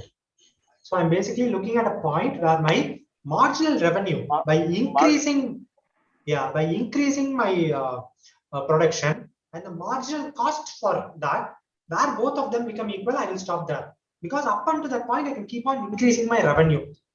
That is what it means. Okay. So let me actually do this. Let me first put total revenue. All right. What is total revenue going to be? It is just going to be 3 into 10. 10. Yes. Quantity. So this is my total revenue. Then what is my marginal revenue? Marginal revenue for my first point is 0. Marginal revenue for my second point is what? It is just going to be this minus the previous one divided by the change in quantity. 20 minus 10. Yeah, 20 minus 10. So that is going to be my marginal revenue. And marginal revenue will always be the same if my quantity increases in the same fashion. 10, 20, 30. So this will always be the same increase because this is constant. It's going to be a multiplication of that. Okay. Depends on business objective. Okay, I'll come to that Srinivas in a minute. Then comes my total profit. So what is my profit? My profit is going to be total revenue minus total cost, which is okay, I can do that. Average total cost into number of units. Yeah, so that is going to be my total profit. Got it? And in this case, I've deliberately made it. You are going to have minus 243, minus 233, minus 226, minus 226, 224, 224, 232, so on and so forth. Right? Okay. Then comes my yes. Sorry, sir. How you have got this total profit? Total profit is nothing but total revenue minus total cost. Since I've calculated average cost here, I've just multiplied this average cost into the quantity that I produce. Yes, yes, yes. That is total profit. Now I want to look at, you can choose from this also, but according to the video lectures, you'll have to go for something called change in profit. And the change in profit is nothing but the difference between your marginal revenue minus your marginal cost. The additional amount that I get and the additional cost that I incur for that quantity, right? So that is the change in profit. So if I do this, I will first, my change in profit will start coming down. At one point, it will hit 0 and then it will start increasing, right? So wherever I hit 0, that is where I will stop my production. So that is going to be this point. Okay. So that is the second scenario where you are operating in an environment where the price is fixed. So for that price, what I should produce. Okay. Yes, sir. Can you please change in profit? Can you explain this? Change in profit. Change in profit is nothing but the difference between marginal revenue minus marginal cost. So the additional revenue that I get minus the additional cost that I incur for moving to this quantity, that is called the change in profit. So based on this, I can see.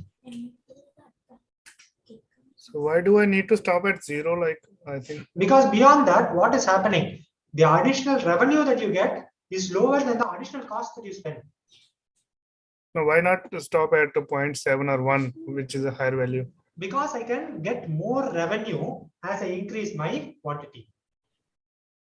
Ultimately. But in this scenario, you are getting a negative profit, so it does not make sense. But the general idea is, as I increase my quantity, my revenue keeps on increasing. So I will try to increase my revenue. But after a certain point, if I only look at revenue, revenue will always keep increasing. But to increase that revenue, I'm actually spending more money.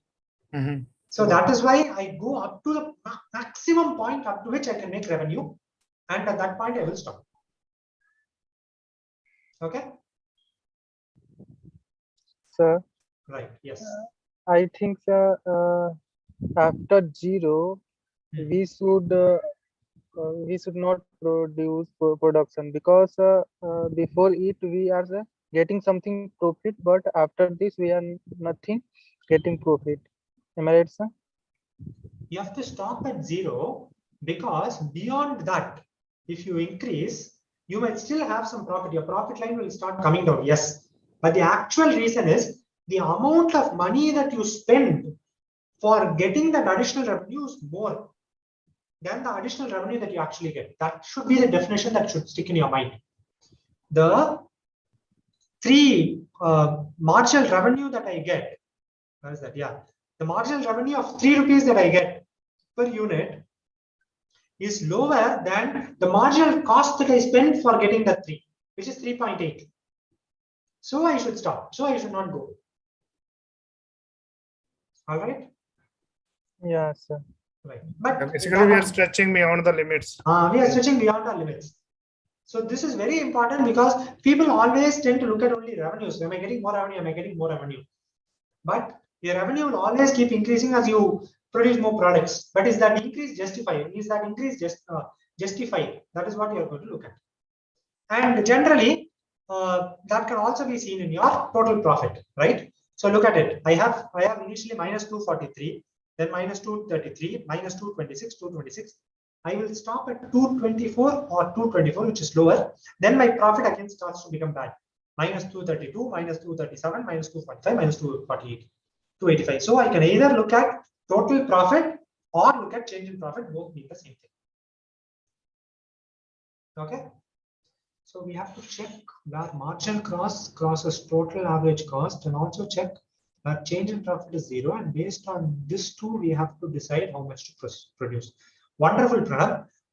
The question is based on your scenario. Now, why I highlighted the 2 is, in the first scenario, we didn't have this price per se. It was completely in our control, say.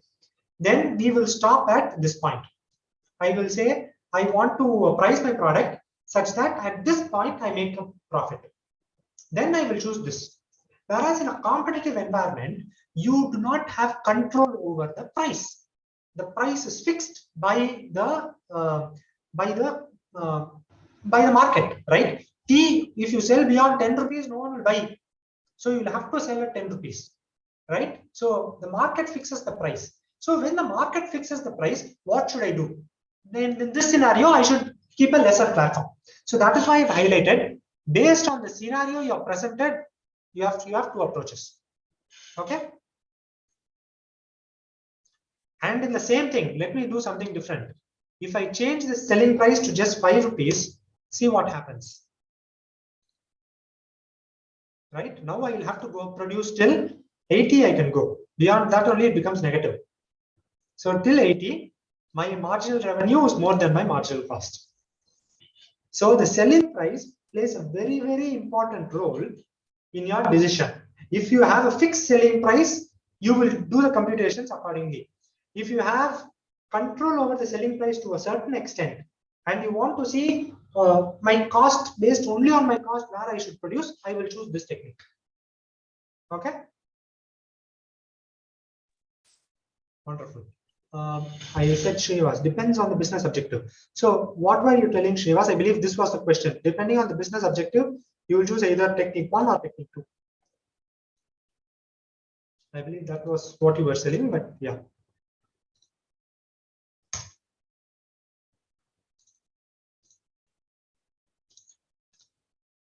Okay. Right. So this is what I had for today. Any other questions? Anything else? Sir, I have some questions. Yeah, go ahead.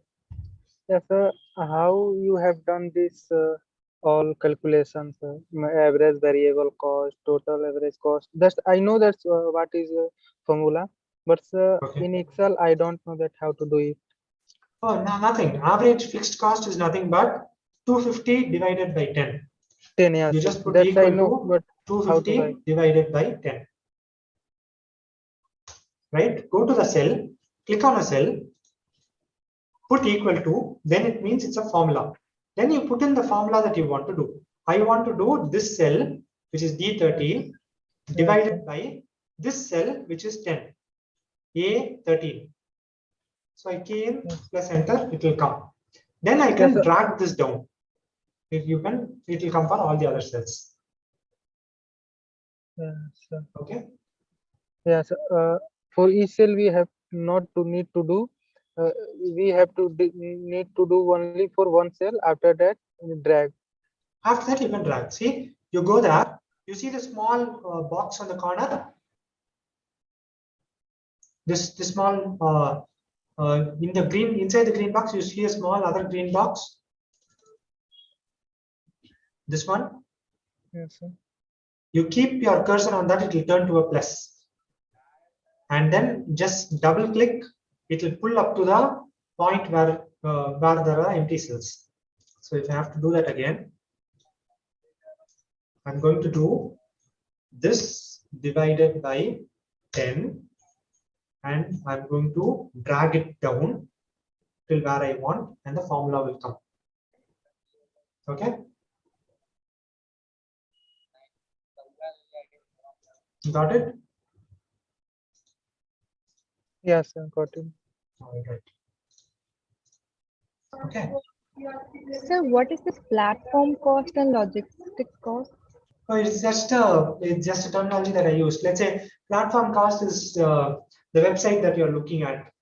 Logistics cost is basically the transporter carton boxes that you're going to pay for shipping these 10 shoes. That is logistics cost. Yeah. Just some terminologies. Platform cost.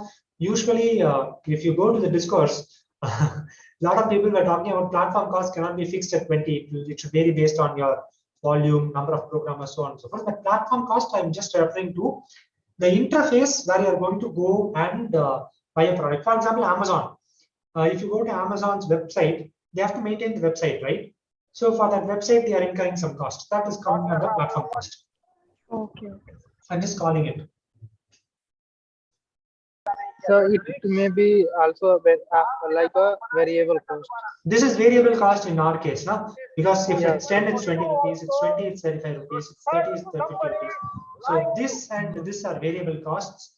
And the computer that I buy for 250 rupees, that is a fixed cost. It does not vary with my volume.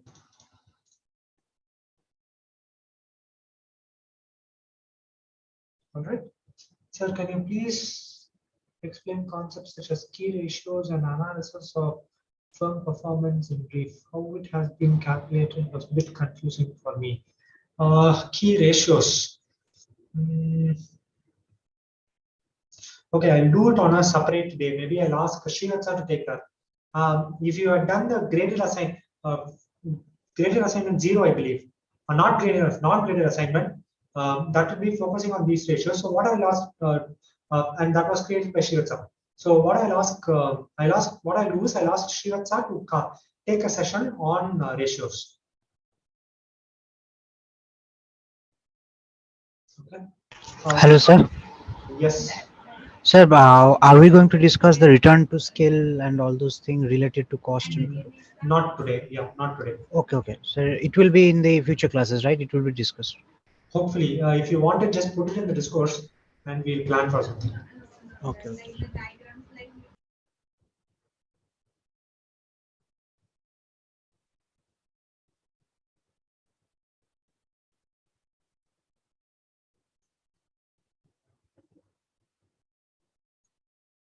Right.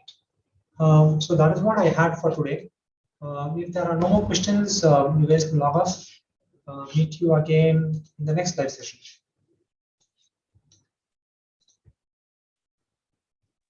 Thank you, sir. Yeah. Sir, just one more question to ask regarding the quiz that's coming up. So it will be the first 4 weeks, right? Yeah. Syllabus is first 4 weeks for both quizzes, quiz So- 1 and quiz 2.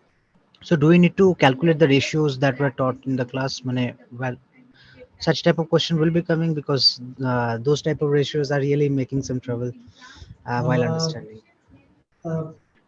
I can't tell you whether questions will come or not, but if a question comes, it should be possible to calculate it using your using the calculators that are there. Okay, sir. So that's why. And one more important thing, I will also put this in this course. The Herfindahl index, HHI, there's a small correction in that.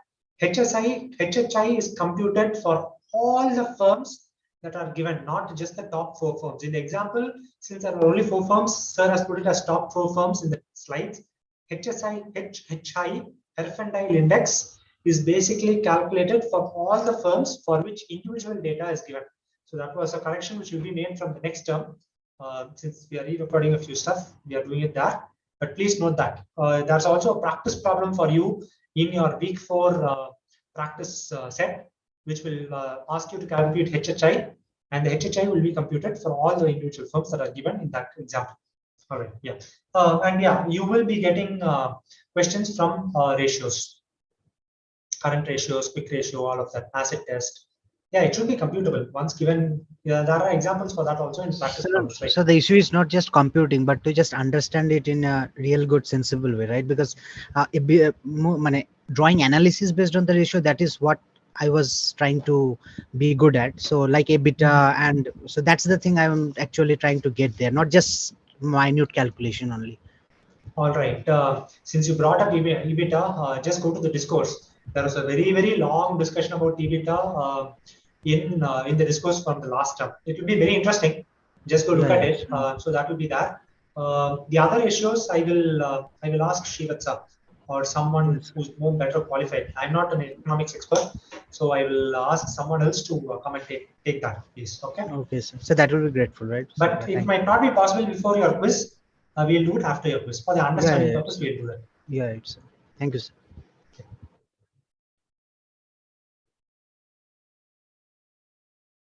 All right. So that is all. We can log off. We can close this session, and we'll meet again during the next session. All the best for your quiz, guys. All right. Thank you, sir. Thank you. Bye.